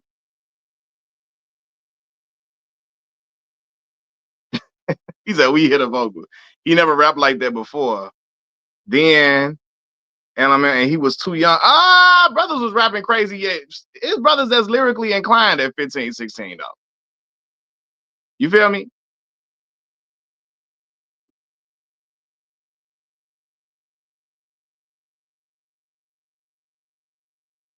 Touche. Come on, Peaches. Yeah. My joint was Twister. Well, Carrie so lonely. Hey man, you should do a TikTok singing some hits. One day I'm gonna just be on here singing songs, vibing with y'all.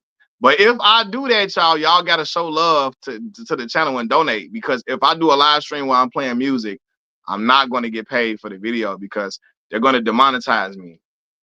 So like I'm not gonna make no money off of that. So y'all have to show love to donate to the channel if I do that, because I'm not gonna get paid because it's gonna demonetize the video. Anytime they hear music, you're gonna get demonetized. Shout out to Twister though, because you know I'm from Chicago, so you know Twister that my home base there. You know I'm in Chicago, Illinois.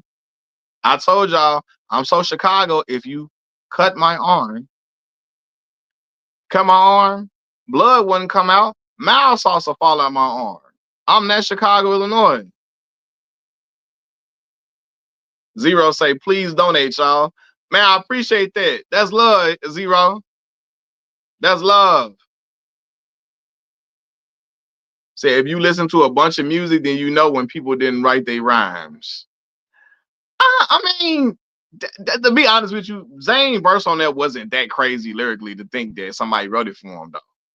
It was grown and mature, but like again, I've heard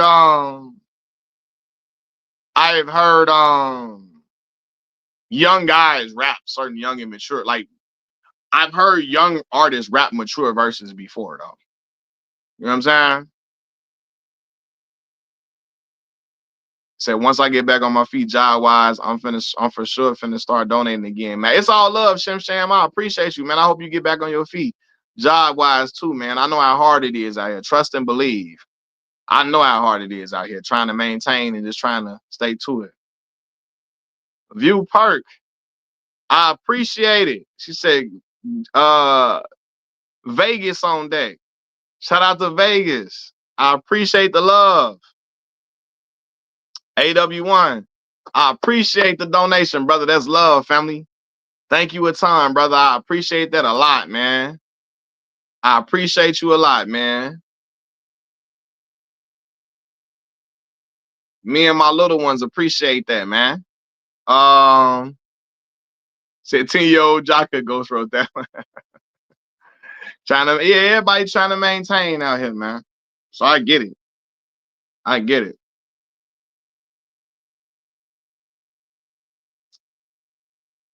But yeah, man, I do. I'm gonna start. I gotta do a TikTok.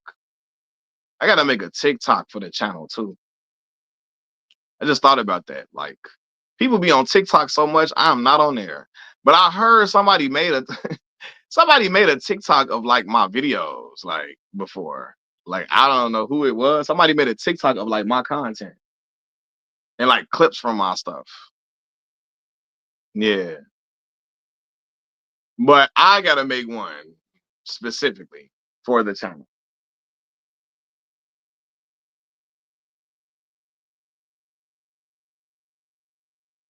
Oh, that's love. I appreciate that, View Perk. Thank you so much for the donation. That mean a lot to me and my two little ones, man. I thank you a ton. I say my daughter's a little one, but my daughter 15, but she's still a little one though. My son is 5, but my daughter 15, but she's still a little one to me. Special ed, yeah. Y'all. Say Shaheen. Shy was rare, bro. A true prodigy. Yeah, man. Yeah, my daughter, you right. I gotta have my daughter help me set up the TikTok. And my daughter real good with all that, you know.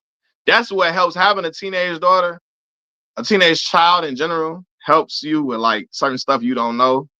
Like my daughter really good with all that stuff. So I gotta have her doing it. I had my daughter on the channel too. I've had my daughter on the channel before. Some of y'all didn't seen her on here. I gotta get her back in front of the camera.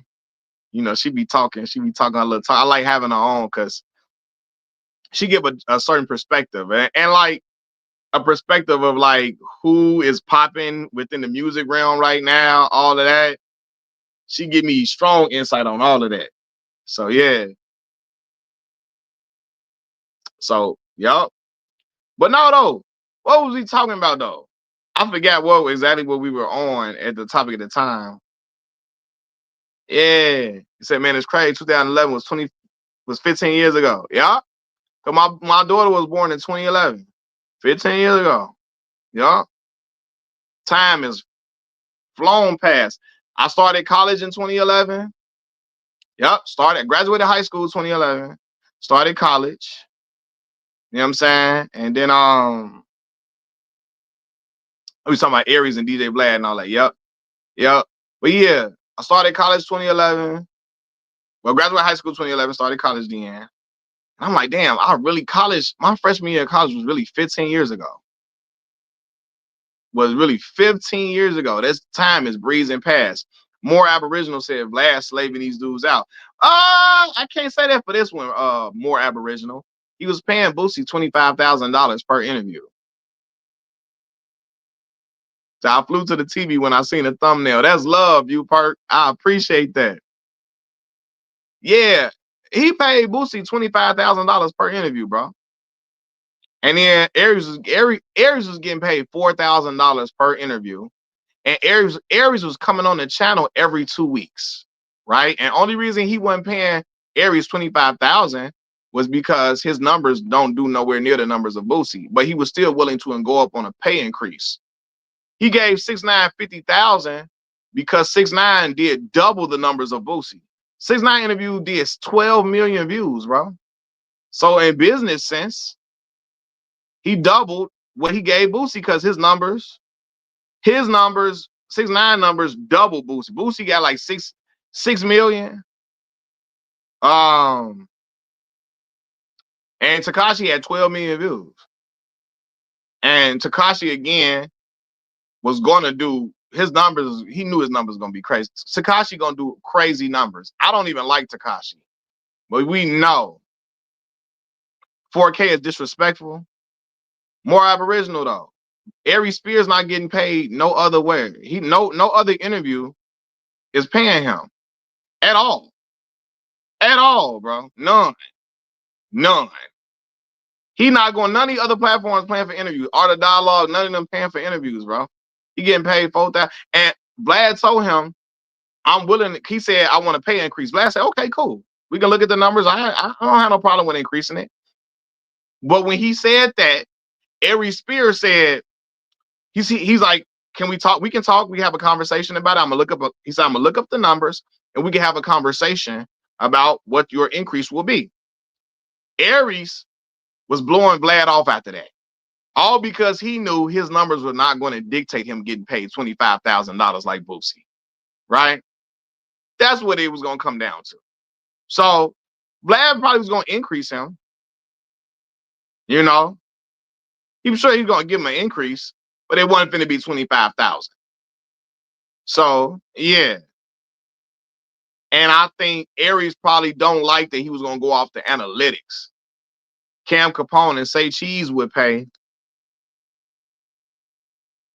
I don't think they pay though. That's the problem. That's the thing. They would, but I don't think them people don't be paying people for interviews.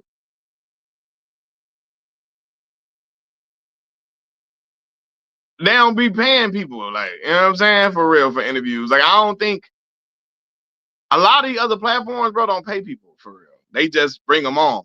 Now, maybe Say Cheese probably pay. Maybe now. Say Cheese got it though. Say Cheese got it. But a lot of these other interview platforms, let me tell you this. Boosie not getting 25,000 nowhere else. Nobody else is giving Boosie 25K. They're not. And he not getting paid. Cam Capone ain't paying Boosie no 25,000. You can forget about it. Because Cam don't got the base and the audience to pay. Breakfast Club definitely don't pay nobody. Yep. Because honestly, they feel like they're public radio. And public radio has never paid for people to come up there. You know what I'm saying? And they honestly, the Breakfast Club be feeling like when they interview you, they doing you a favor. A lot of times they, especially if you're like an Aries Spears, that's more exposure for somebody like Aries. He not Kevin Hart. He not Cat Williams. He not Dave Chappelle.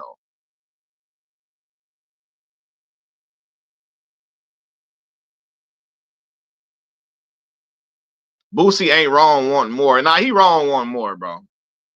And I'm not even like, and this ain't me. I'm not even caping for Vlad. Well, 40,000, bro. 40K. Nah, bro. We not doing that. We not doing that, bro. No. And Vlad showed him how much he makes off Boosie interviews. Vlad gave him all the analytics and told him, and because YouTube has analytics you can pull up through YouTube Studio. He gave him all the analytics, all the numbers. He gave him everything he makes off of, and this is not numbers that Vlad made up. YouTube will tell you how much you make off each video. He gave Boosie all of those numbers and said, I'm not even cutting a profit anymore like that. All Boosie's interviews like that. No, like my profit is not, after he pays Boosie for the interview, that profit gone. After he paid the 25,000, right? So it's like, I'm giving you 25K, and Vlad told him I can probably go up 5,000 more, 30,000. but I can't do 35 or 40.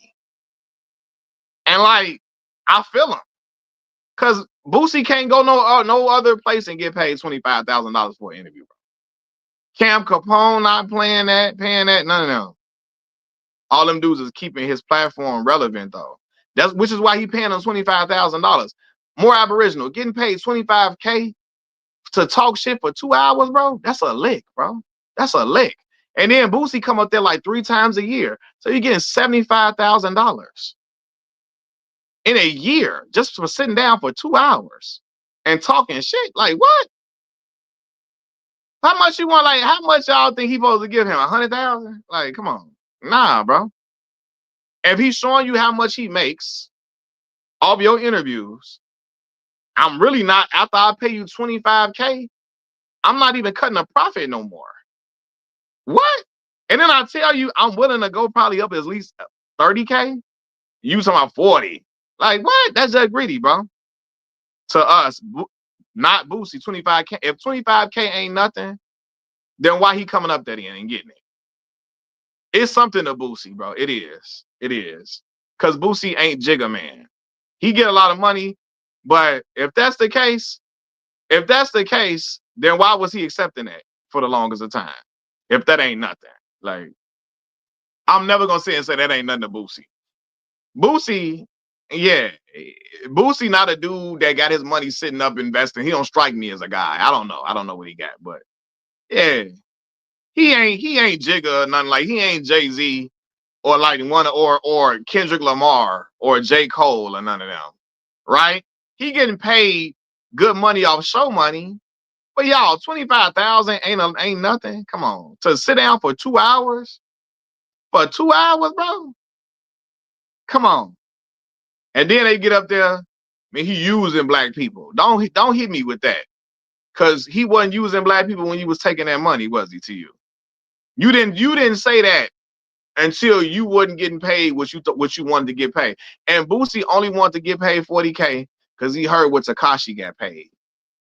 And again, Vlad paid Tekashi based upon the numbers that came to the channel.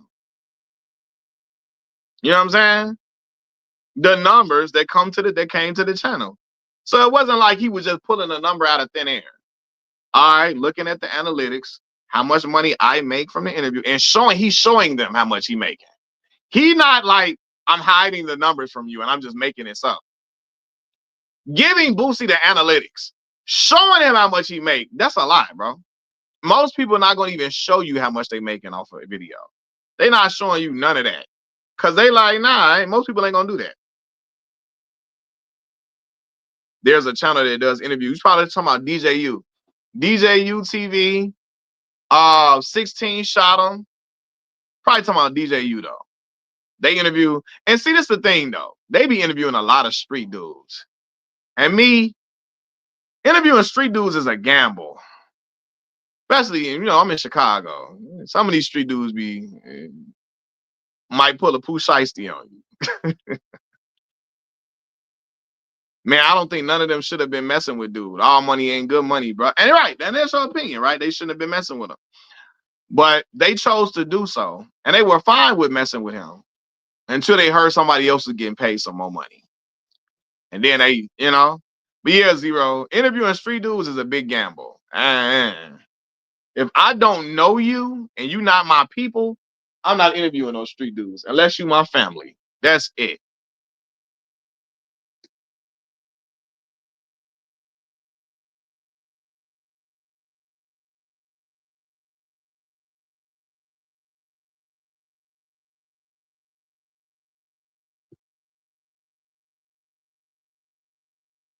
Unless you my family or I'm really close to you, I'm not interviewing. I would not be interviewing those street dudes.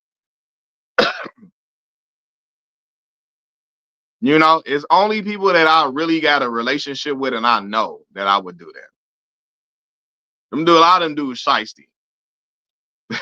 No pun intended. They'll get down on you in a minute.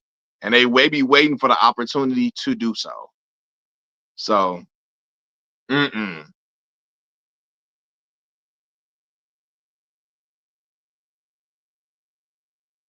Yeah, Boosie got his own lane and he run at it for sure. But come on, y'all, let's be for real. $25,000 ain't enough for Boosie. Come on.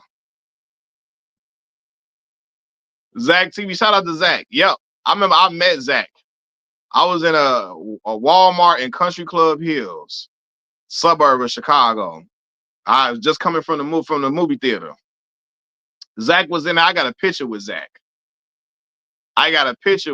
Man. I need to post it on the channel. I took a picture with Zach in Walmart. Zach, cool brother, man. My homie Kiefer was really knew Zach too. Kiefer be knowing everybody in the city, but he was really cool with Zach too. Zach was a good brother, man. Good brother. And yeah, man, doing them interviews with hood dudes get dangerous. They get mad when you interviewing other dudes from other hoods. You interview their opposition. They get mad. You interview a dude that they into it with. They mad. Even if the dude don't talk about, even if the other dude that they interviewing don't even talk about his opposition, they still get mad that you giving him a platform. They get real finicky about certain stuff. That's why interviewing street dudes is just like, it's a lot of risk in that. Unless you know them dudes. You know what I'm saying? So that's why I wouldn't do that unless I know people. Unless these are people I know and I got a relationship with. Interviewing random street dudes in Chicago, I don't care if they rap. It's a dangerous thing.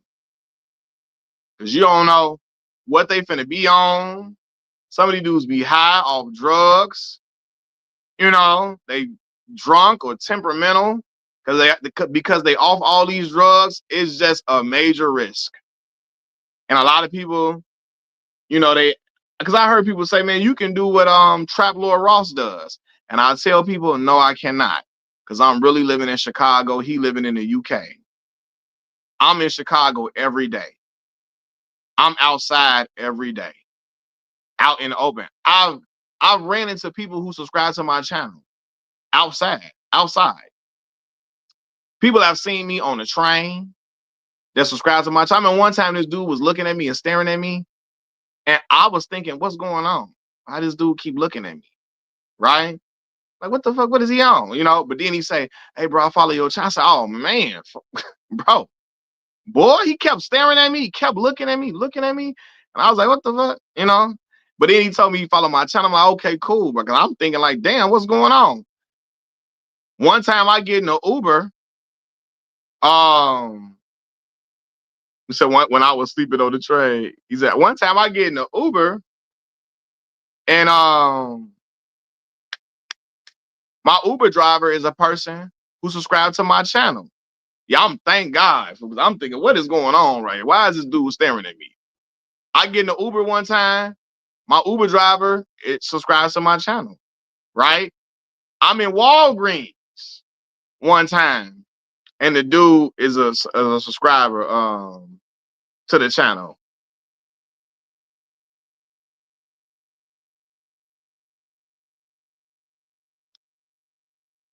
Oh, View Perk, you showing love. I'm trying to put your comment on the screen, but for some reason they not rocking with me. You say, I understand, King, but I really think Vlad is goofy for how he flex about always focusing on certain minorities other than his own. Aries real deal. Now again, I don't agree with a lot of stuff that Vlad does.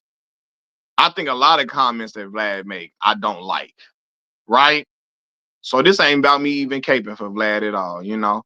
I just think Aries in his situation is hypocritical because he was cool with getting, he said Vlad uses black people, but I'm like, Aries, you was cool with it when you was getting paid that money.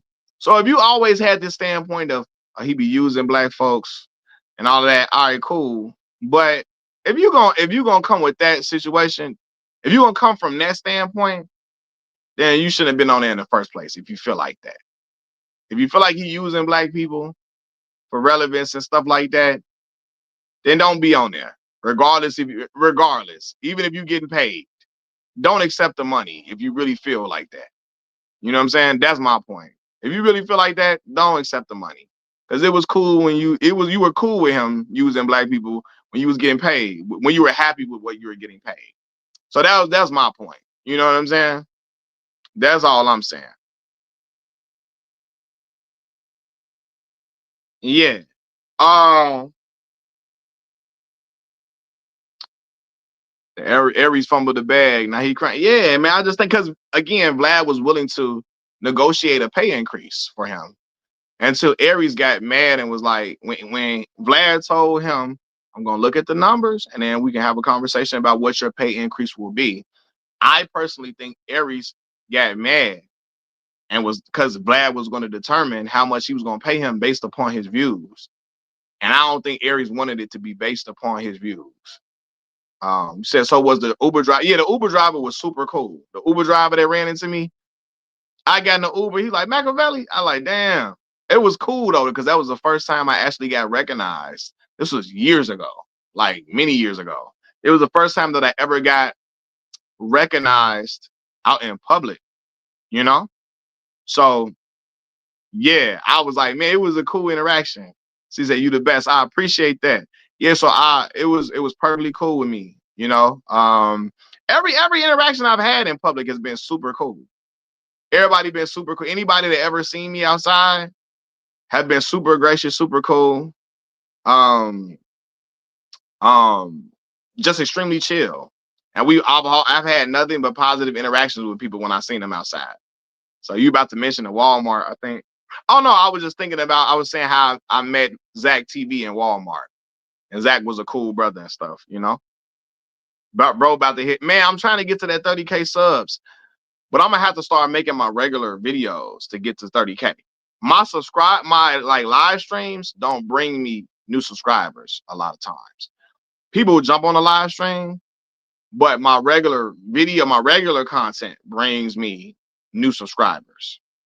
So I have to get to uh making my regular videos a lot more. Y'all know I work nights.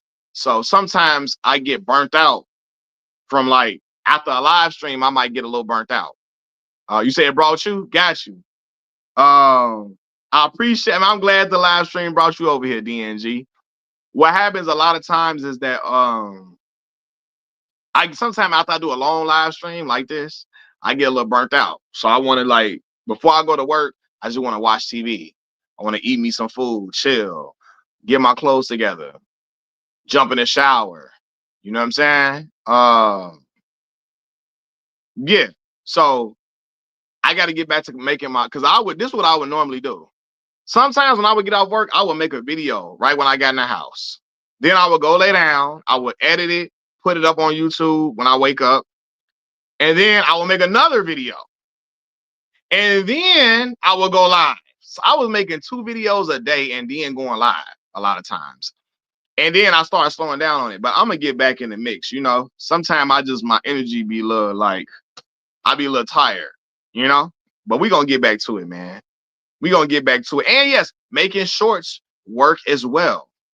And I'm going to be real with y'all. I run into different type of content outside every day, even going to work. So I can record other things too as well. So I'm going to mix it up.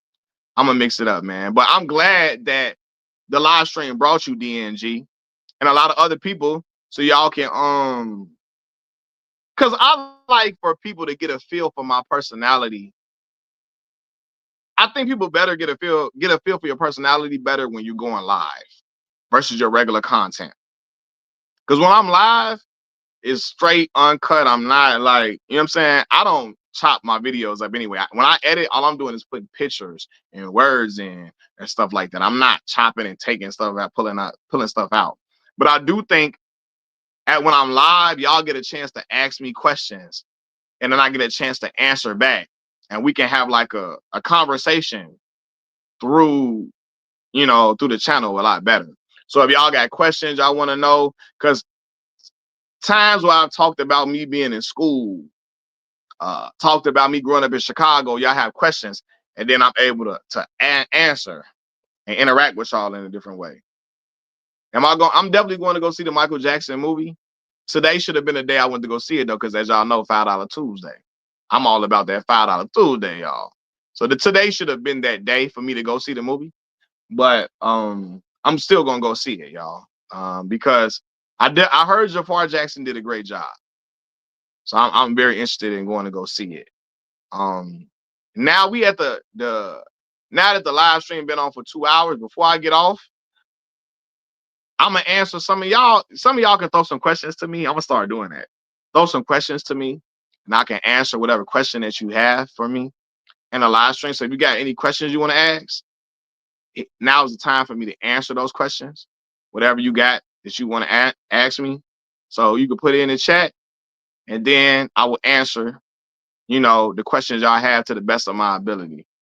So if anybody wants got some questions or something they want to ask, um, we can get that. As when I say you're going to be able to quit that job soon, I hope so, man. I want to be able to be a content creator 24 hours. Like if I didn't have to work, y'all would get a lot more content. Because when I was laid off, that's when my channel went to another level because I wasn't working and I was able to make content around the clock, right? I didn't have to worry about going to work and getting off live stream to get ready for work or ending a video or postponing my editing for later because I had to go to work. You know what I mean? So yeah. AW1 say, how are you doing today? Man, I'm doing well. That's a great question, bro. I'm doing well, man. My spirit is up. I got some decent rest today. So feeling good, man. Feeling good and looking forward to the work day, because y'all know I work nights. So I appreciate I appreciate that. Who is your top 10 NBA players ever? That is a hard question. Super hard. Because my top 10, it's hard for me to the bottom is hard for me to get to. But I mean, I got Michael Jordan, LeBron James. I got Magic Johnson. I got I got Magic Johnson. I got Kareem Abdul-Jabbar. I got Kobe Bryant. I got Bill Russell. I got Tim Duncan. Whew, yeah.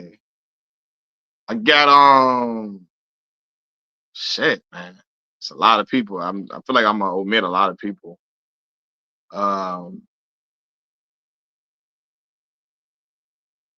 Y'all asking, I'm gonna get back to that. Finishing. How long did it take you to get monetized? That's a great question. Cause I remember when they sent me something to get monetized, I didn't even know what it was.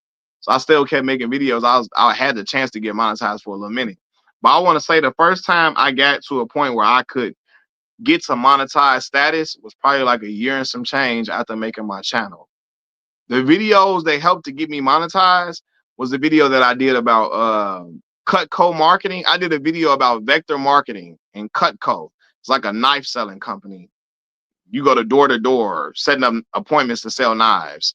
Like a scam. It's a scam. I made that video, and I made a video about Russell Wilson and Sierra.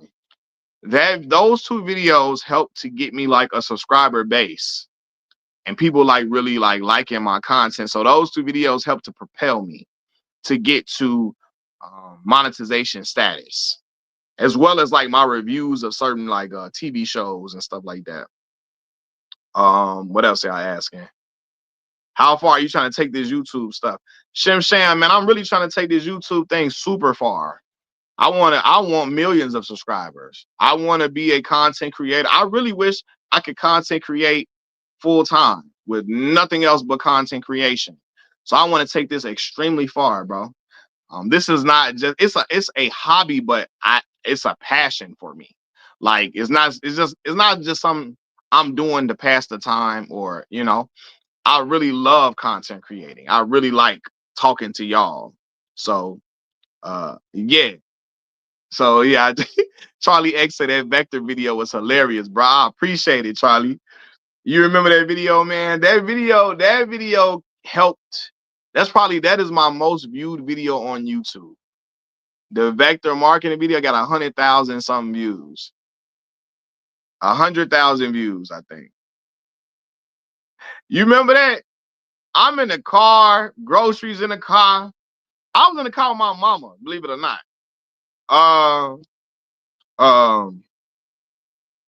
And my mom's was putting the rest of the groceries in the back seat. And she's putting some bags and groceries in the back seat, stuff like that. And I'm in the car making the video. At that point, I was making videos everywhere, anywhere. I was making videos walking to the store, walking to the bus stop. I'm making videos walking to the train. I was doing everything. I need to get back to doing that type of stuff. But I was just really eager to put content out and really eager to give people something to watch. So yeah, consistency is all about how the channel will keep getting further and further.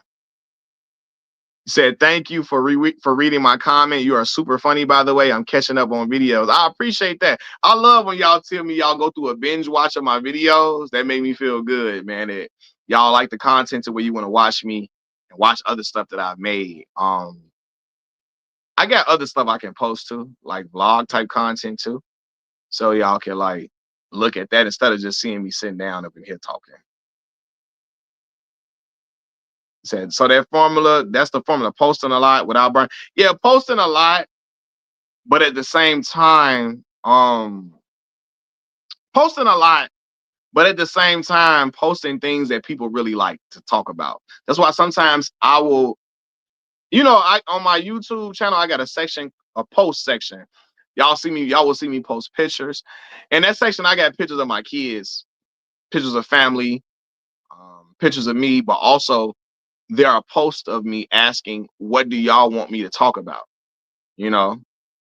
And because I also want to talk about things that y'all have an interest in as well, so that y'all can, it could be something that y'all enjoy. And then I try to mix up the content. I'll do sports stuff sometimes, and then I'll do like regular, I'm gonna say this too. My pro-black content is people that come to me for that because they found me about talking about pro-black stuff, right? There are people that found me for talking about sports. There are people that found me for talking about entertainment news. I did a video about Jennifer Hudson and her interviewing skills, her not so great interviewing skills. And y'all know Jennifer Hudson from Chicago. I love Jennifer Hudson, beautiful young lady, amazing singer. But Jennifer, she do not be paying attention in interviews when she just be reading. She got a script in her head, and she just go off of that. So I did a video about her, and somebody laughed at it the other day. I did the video like months ago, like 3-4 months ago. Said Kale Johnson, say, what's up, Mac? How affordable is Chicago? Looking to move there for an internship. It's all about where you live. Since you're not from Chicago, I would suggest you move in like an area that's like a decent area. Hyde Park, Beverly. Living there gonna run you about $1,500. $1,400. Certain places. In Beverly, in Hyde Park. That's on the south side. Beverly and Hyde Park on the south side. You're gonna find some areas in like Woodlawn, Bronzeville, So it's gonna, yeah. Especially if it's just you. Just you, 1,400 a month. You can find stuff 1,400, 1,500 a month. So yeah. Chicago is beautiful though, for sure. Now, if you're a seasoned Chicagoan and you living in like if you're living in some more hood areas, then the prices will be cheaper. The thing about it is a lot of the modern places, there's a lot of nice modern places in the hood at an affordable rate, but it's just in the hood. You know what I'm saying? So I wouldn't only suggest that to a person who is a seasoned Chicagoan who know how to navigate through the city and all of that, or they're used to living in certain, sections. But anybody that's new to the city, I would recommend living in like Bronzeville, Beverly, Kenwood. I mean, not Kenwood, Hyde Park. Man, lovely lady Les. I appreciate that donation, Les. Thank you so much. That's real. $25 donation. That's love. I'm trying to put your donation on screen. There we go. That's love, Les. Thank you a ton. I appreciate it. I appreciate it. And Les, I know you a member too, Les. That's love. I appreciate you. Thank you so much. I haven't seen you in a minute, but it's much appreciated when you pop in. That's love, dog. Me and my kids, thank you for that donation for sure. Leia's been rocking with the channel for a minute. Say, hey Mac, if the Lakers don't win tonight, their series going 7. It is. I agree with that. If they don't win, they play tonight or tomorrow night. It's tonight. If they don't win tonight, it's going 7. I agree. I agree. I agree on that. If they don't win tonight, it's going 7. And Luka Doncic is gonna have to come back. For sure.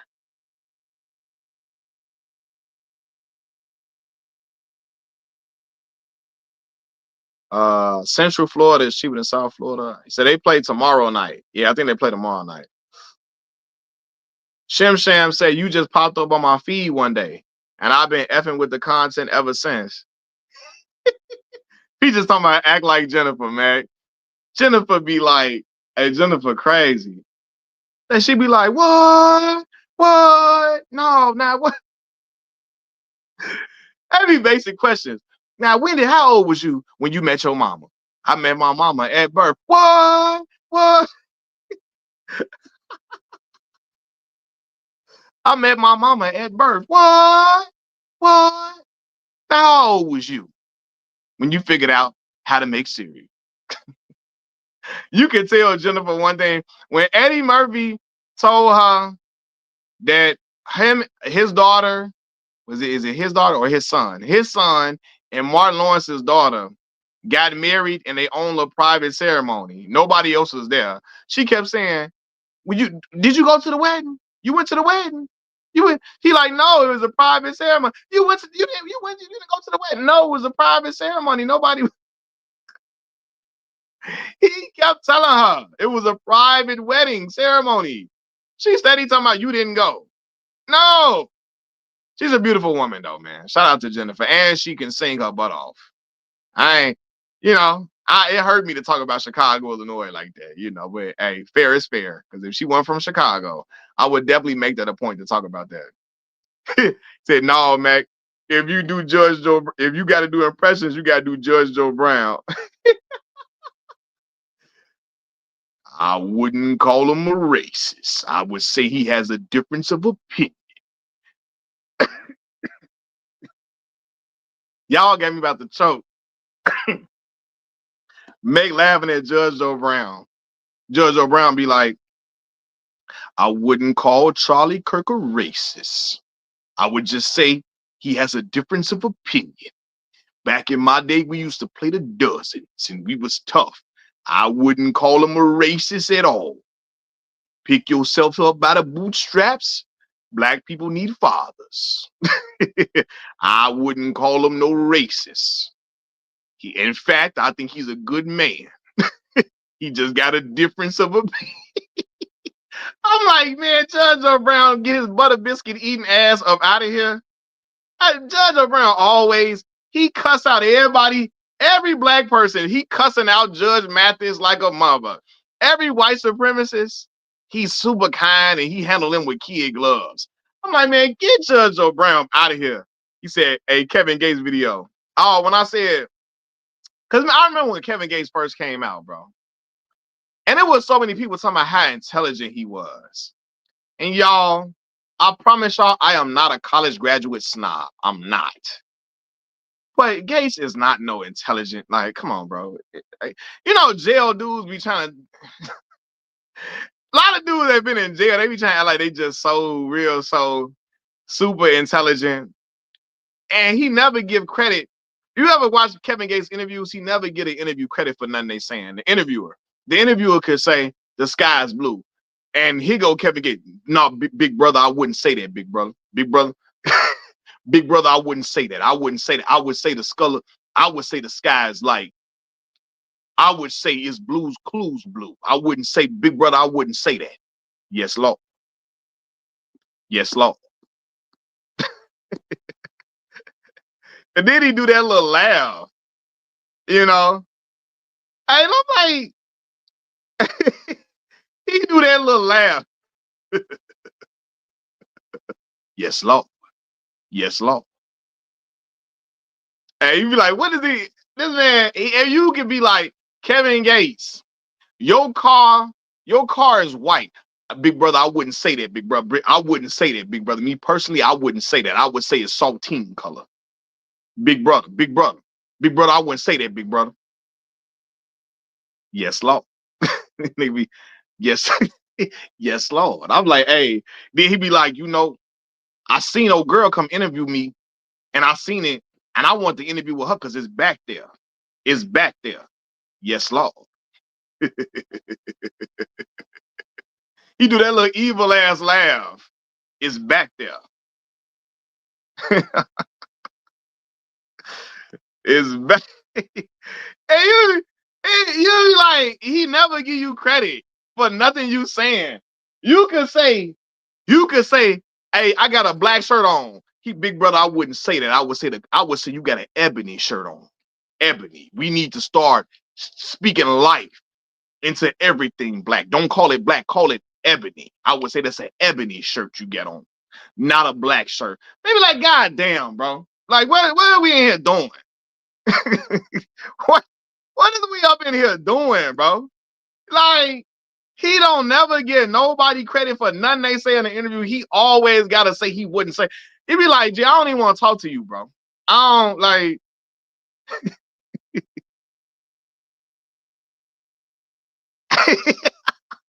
Black Ball talking about some Kevin Gates will say some basic shit like, big bro, when you walking down the street with your lady, you heard me? And she's supposed to be on the side furthest from the street. And see, most brothers can't compute that. I'm intelligent though. I got a degree in psychology. I'm intelligent, big brother. He got to remind you he's intelligent when he talking. But see, I'm intelligent, big brother.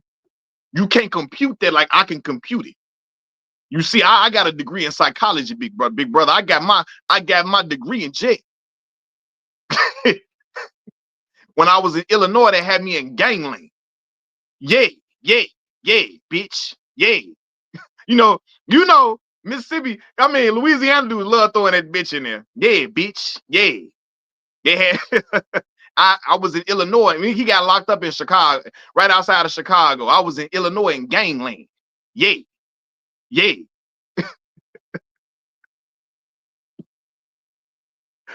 Ah, Baton Rouge. Hey, then he gonna say, I remember he was talking to a girl and he was like, you talking to me a certain way, baby. Hey, be careful. I'll make it spit at you. I'll make it spit at you, baby. And you know what he talking about. I say, hey man, what? I'll make it spit at you. Yes, Lord.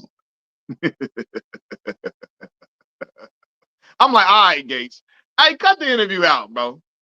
That's what he told the girl. I'll make it spit at you. I'm like, what?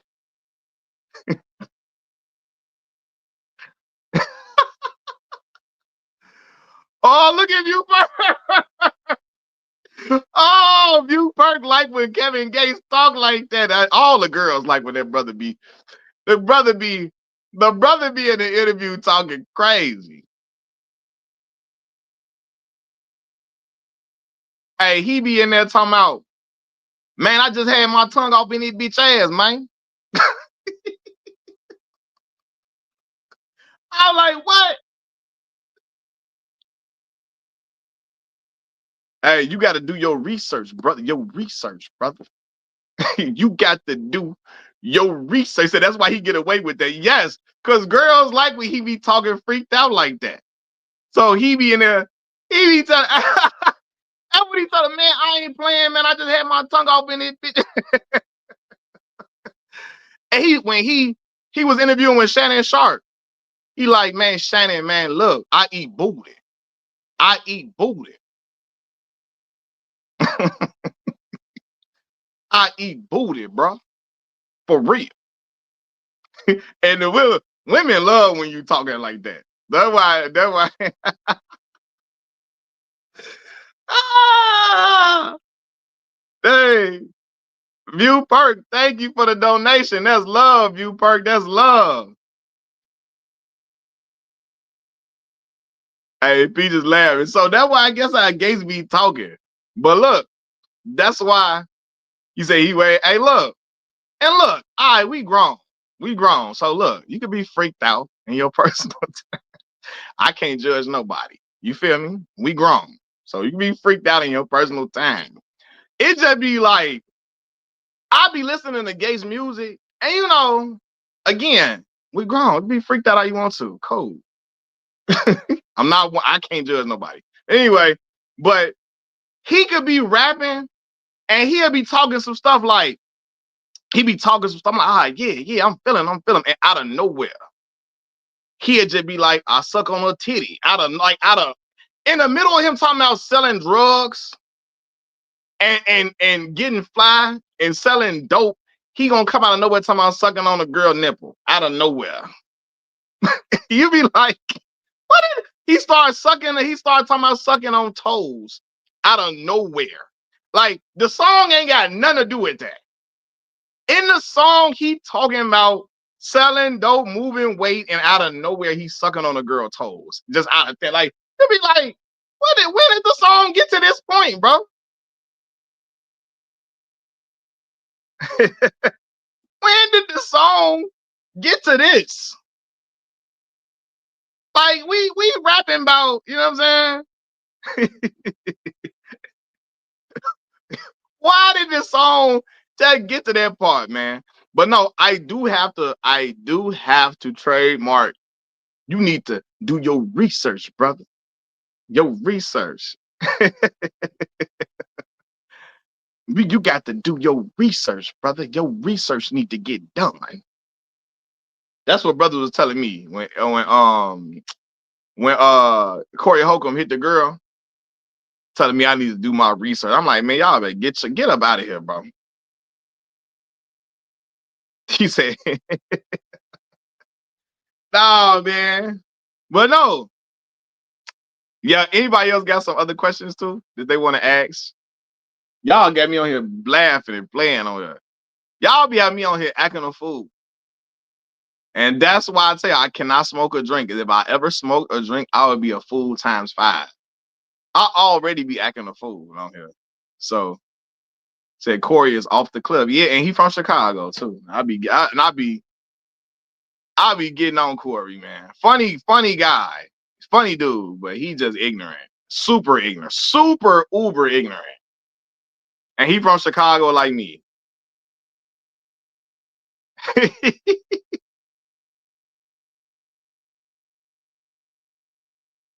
Yo, but yeah though. I said sexy red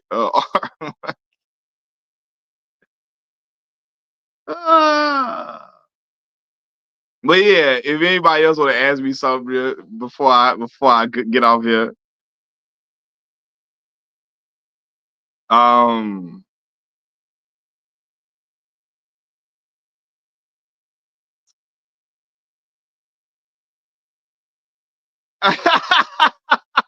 Hey, white person question. So Malcolm, exactly how old were you when your daddy left the home? When your father left? How old were you? View Perk, that's love. She's showing love. I appreciate you, View Perk. That's love a ton. He said, you gotta do the knowledge, nigga. Reginald Star, do the knowledge, nigga. Hey, be cool, bro. Chill out. Nah, man, that is a person. That's a question a white person would ask me. How old were you when your father left? Bro, let me be real. My father and my mama ain't been together since I was like 3 or 4, right? 3 or 4. But you know, me and my dad like this. Even when he wasn't with my mom anymore, you right. That's the question they ask. You know, my dad be calling me while I'm on here. When I'm talking to y'all on live stream, he be calling my phone, trying to get me to buy him, like, because my dad is not savvy with tech. So he don't know how to like purchase things online at all. He'll call me and ask me, can I like buy certain things for him off Amazon or something? He know how to look it up on Google, but he don't know how to like put all the stuff in like the card information in and stuff. He'll have me do it for him. So then he'll say, "Hey Malcolm, can you buy this for me or whatever?" And then I go and I do it for him. That's my old man though, man. Cause he don't know how to do that stuff, man. But he called me. I guess he said that's what he got a son for. I called my son and asked him to do this for me. My father is a hilarious individual, hilarious. My dad, let me tell you something, y'all. I can make a YouTube video based around my father if my father don't know I'm recording him. Because if he know I'm recording him, he gonna act a certain way. He gonna conceal who he is. If you ain't recording him, what? He is comedy. Like I'll be like, yo, where did we find you from? Cause he be just saying whatever. He be like, man, let me tell you something. He be talking in third person. Let me tell you, when your daddy tell you something, your daddy ain't lying. Your daddy don't be lying when he telling you nothing. Your daddy tell you the truth. You know, your daddy, I don't make up stuff. I don't exaggerate. Your daddy tell you exactly how it happened. And son, when I'm telling you, this how it happened for real. Yeah, my dad is really an old school cat, man. Julius from Everybody Hates Chris, we really call him that. My dad, an old school dude all the way through and through. My daddy gonna pull up playing that cutie pie. You are the reason why. You're the girl who makes me feel so good. Cutie pie. That's my daddy. Oh, oh man. That's my daddy right there. That's my pops, boy. He gonna pull up playing that. My daddy old school with the one hoop earring in his ear. I got two of them in my ear. My daddy got the one hoop in his ear.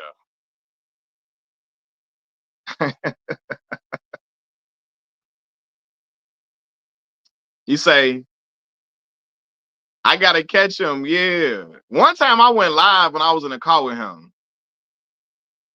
And it was only for like 20 or 30 minutes. And people was laughing because they was hearing him. And he, I'm sorry. I forgot you was on.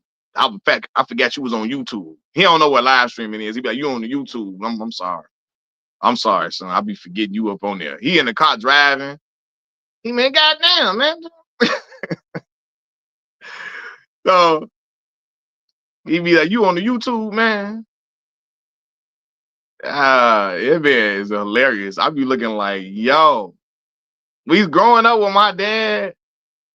He had a story for every situation. Every situation, he can tell you all type of stuff. I really had a dad that felt like everything was expensive. Hey. Pops definitely bumping that one way. You know that one way is slingshot music. You feel me? That's the stuff you see an old head riding around in a slingshot with a Kango hat. I'm finna put the Kango hat on, y'all. I keep telling you, I'm gonna get a Kango hat, and I'm gonna come on here with my hoops slightly bigger so I can look like Jalen Hurts. I'm gonna look like Nino Brown now on here. But that one way is slingshot music. Cutie pie. Yeah, that my daddy joint, boy. I'll be like, what? Boy, my father, Big Mike, man. I'm gonna be looking like Jalen Hurts. I'm gonna be a yunkle. They gonna call me yunkle. You know, I'm right at that age where I'm unk, but I'm a little young, you know. Did your father used to wear a brute? Nah, he didn't. But he's a cologne wearer, though. That's why I got my love of cologne came from my dad. Come on, Lost and Turned Out. Come on. Let's go. Olivia the slave got distracted on her way to grandmother's house. A wolf in lamb's clothing came, blew her mind and changed her ways. And now she's turned out, lost and turned out. Ooh, that's that joint. She's spending most of her time walking the streets states she has a certain quota to fill. He wants to buy a new Seville. Olivia the slave got distracted on her way to grandmother's house. A wolf in lamb's clothing came, blew her mind, and changed her ways. And now she's turned out. Hey, come on, y'all gonna have me here jamming. That man said, Olivia, where you been? My favorite part is when he go, Olivia, break the chains. Yeah, when you realize what it's about, that man pimping old Olivia out, he want to buy that Seville. He want to buy that Seville. Don't let him buy no Seville. Hey, I'm gonna get my mustache. See, Ryan Coogler got a mustache like them brothers from the Whispers. Them ad-libs at the end, Peaches. Olivia, break the chains. Tell him, use your brain. I'm telling you. That brother trying to get that. Listen close and calling you Olivia. Oh, Joe, hold on. Y'all about to have me up in here playing that. You said you Juke cologne. Now every older black daddy had the Michael Jordan cologne, right? Now that Kenneth Cole that Calvin Klein obsession had old heads in a chokehold that Melvin had Jody in on Baby Boy. That Calvin Klein obsession? What? Obsession. You remember that? You remember that Brown Love obsession ball? That obsession hit the hood, hit every black father and grandfather hard. Obsession, you got that obsession on. Charlie X, remember that obsession? Obsession was a bad boy. What? I used to be in my daddy room.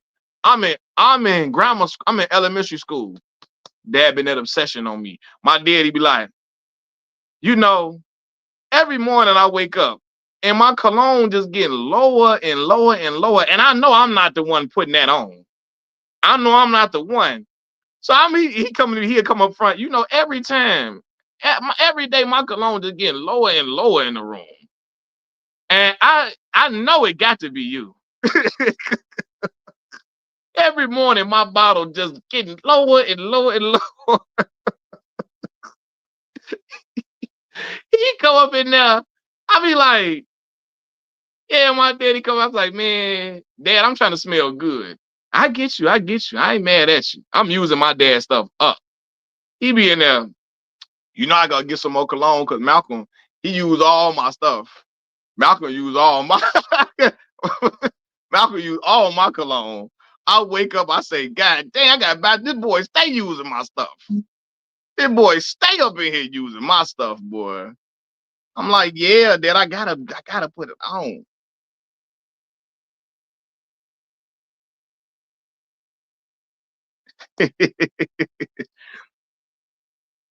What y'all doing? A bottle of Brute lasts forever. If you know, you know. My grandfather used to have a whole house smelling like that after he showered and shaved. Hey, look, them cologne. Hey, one time, my dad had that Polo Black. My dad had all different type of colognes. And that's why I was wearing cologne at 5 and 6 years old. I kid you not. My dad used to wear suits on picture day when I was a little bitty kid. I used to have my dad buy me suits to wear. I had suits on some of my picture days. Boy, my picture day when I was 5 years old, boy, I had that suit on, smiling, skinning, and grinning with my suit on. I need to find that picture. Boy, I had that little part in my head with that suit on, boy. What? I was clean. When my daddy wasn't working his cable, when he wasn't doing cable, he was going out somewhere, boy, I had that suit on, man. My daddy take me go get my suit. He take me go get my suit. I get fly. She be like, yeah. Hey, you know, I'm gonna say this, man. My father, he was a proud dad. He be, look at my boy. My boy look good, don't he? He look good, don't he? Hey, but my boy look good, don't he? Man. But he was proud. He was proud of us. He always been proud of us all the time, though. Yeah. My daddy had that white linen suit on. You know, old head throw that white linen on. He had me with a white linen. I'm 15 years old. I got a white linen suit on. What the hell? I'm 15, 16 with a white linen suit on. That how you know you got an old head as a father. I got the white linen on. I was clean though. I still was clean. That's when I was 16. And that's when the older women, they was like, oh, how old is he? They like, how old is he? Hey, when I turned about 17, 18, that was some of the girls, how old are you? They was a little older. Hey, be careful. I'll never forget. I'm 16 years old, right? I'm 16. My stepfather, my mom's husband, he was a pastor. He passed away, right? And he was a pastor. We would go to other churches because he would like, you know how they have guest preachers at churches? They would have like a guest preacher for a second service or something like that. And we would go to other people's churches for second service. When I turned 16, I started really starting to like, you know, come into my own for real. And I remember this one time, this girl was like, she was talking to my stepfather and my mama. And she was like, Pastor, who that guy y'all with, man? Who was that guy right there? She said, he's nice looking guy. My mama say, oh, he only 16. He only 16. I said, she say, what? I'm young. So I'm like, what she say? She's a nice looking woman too. I'm like, what? What? What she asked you? My mama, he only 16. He only he, he only 16 years old. Then my mom, not my baby, he only 16. You know, yeah. You know, I was trying to be on that Jet Jackson way. That's when I had the low fade, bro. I was on that Jet Jackson, Flex Alexander type of time. For real. I was and I was, bro, yeah, my mama. I like mama. I'm about to be grown soon, mama. Don't, you know.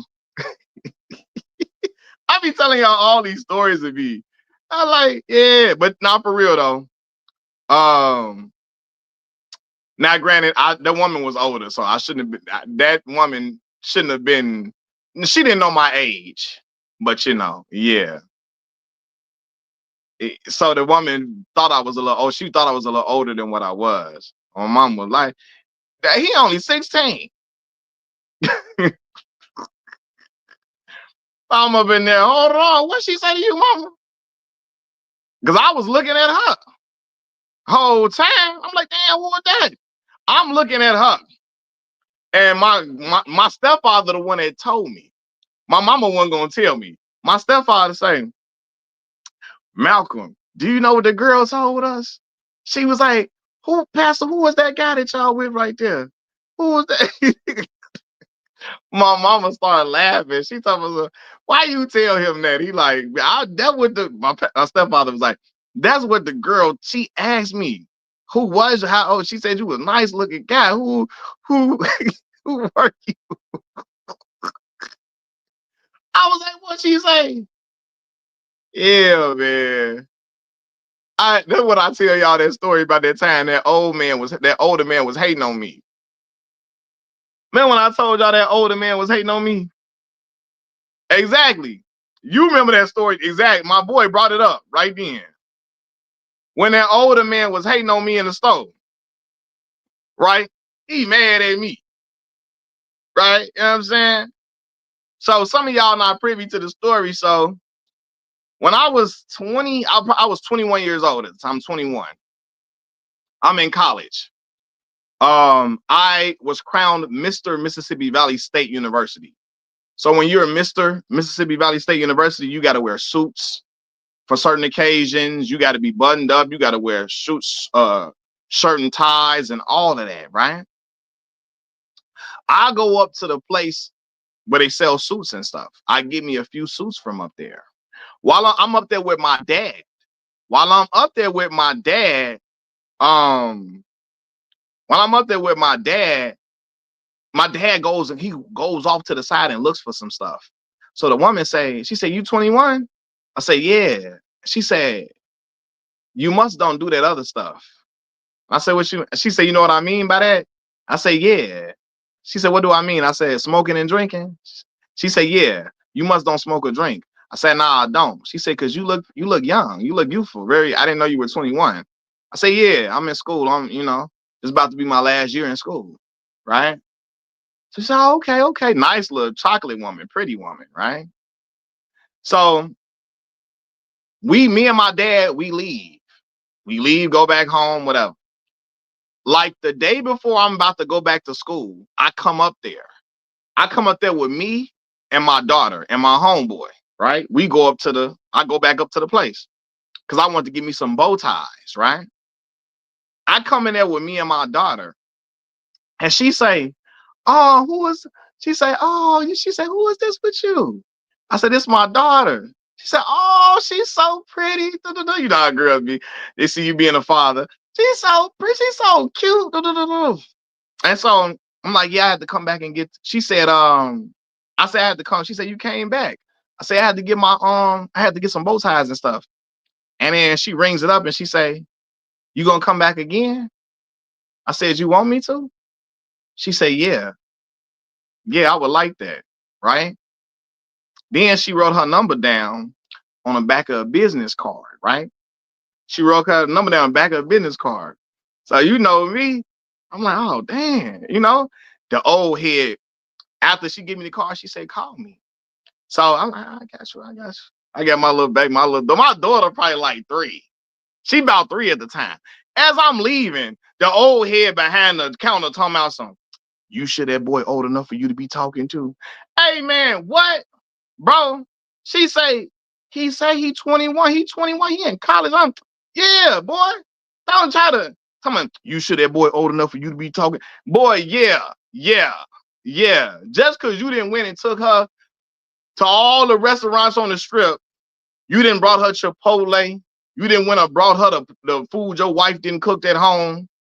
Just because you didn't pay for her to eat at all the different restaurants up and down the place and she won't give you the number, don't mean that I shouldn't have a number either.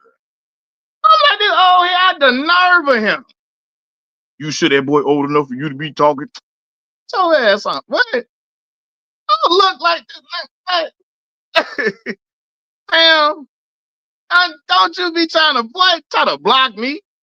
Is you like, I don't like he up in here hating me because you trying to get her and you ain't got the number. I was like, "Hey, this crazy, bro." They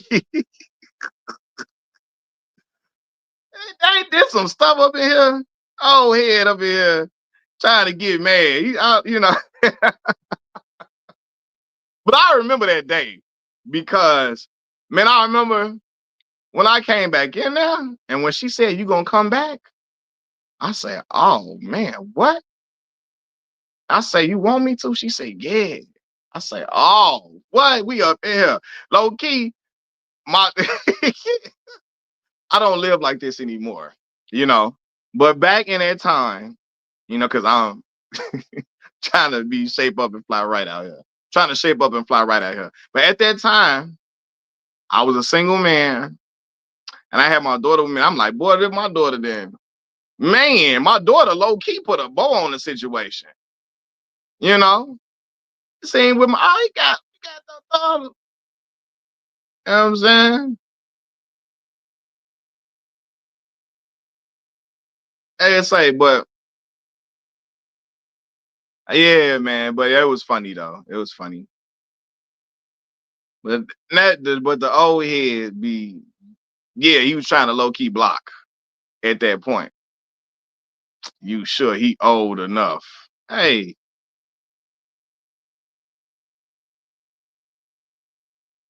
Black Mall. See, look.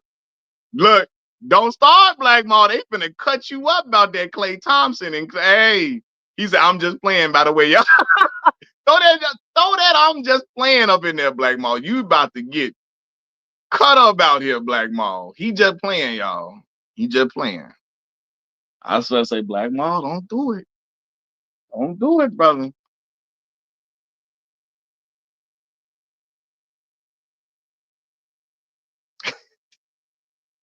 Yo, I didn't know like Klay Thompson used to date Coco Jones. I didn't know that. Yeah, Charlie X Black Mall finna have us on here. Boy, he finna Black Mall said he was just playing. Black Mall finna get me blackballed out here. For real. I'm finna get in trouble.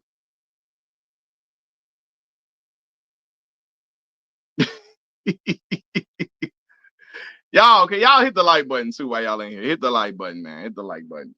But man, y'all done been on this thing 3 hours, man. I appreciate y'all rocking with me. That's love, man. I appreciate y'all tenfold. I'm finna get off this thing. Machiavelli Mills TV. I'm gonna holler at y'all a little later. I appreciate all y'all, everybody who donated. I appreciate everybody that showed love, everybody that's been supporting the channel. It means a whole lot to me, y'all. Thank y'all for showing love and rocking with your boy. Until tomorrow, Machiavelli Mills TV. I'm out, y'all. Peace.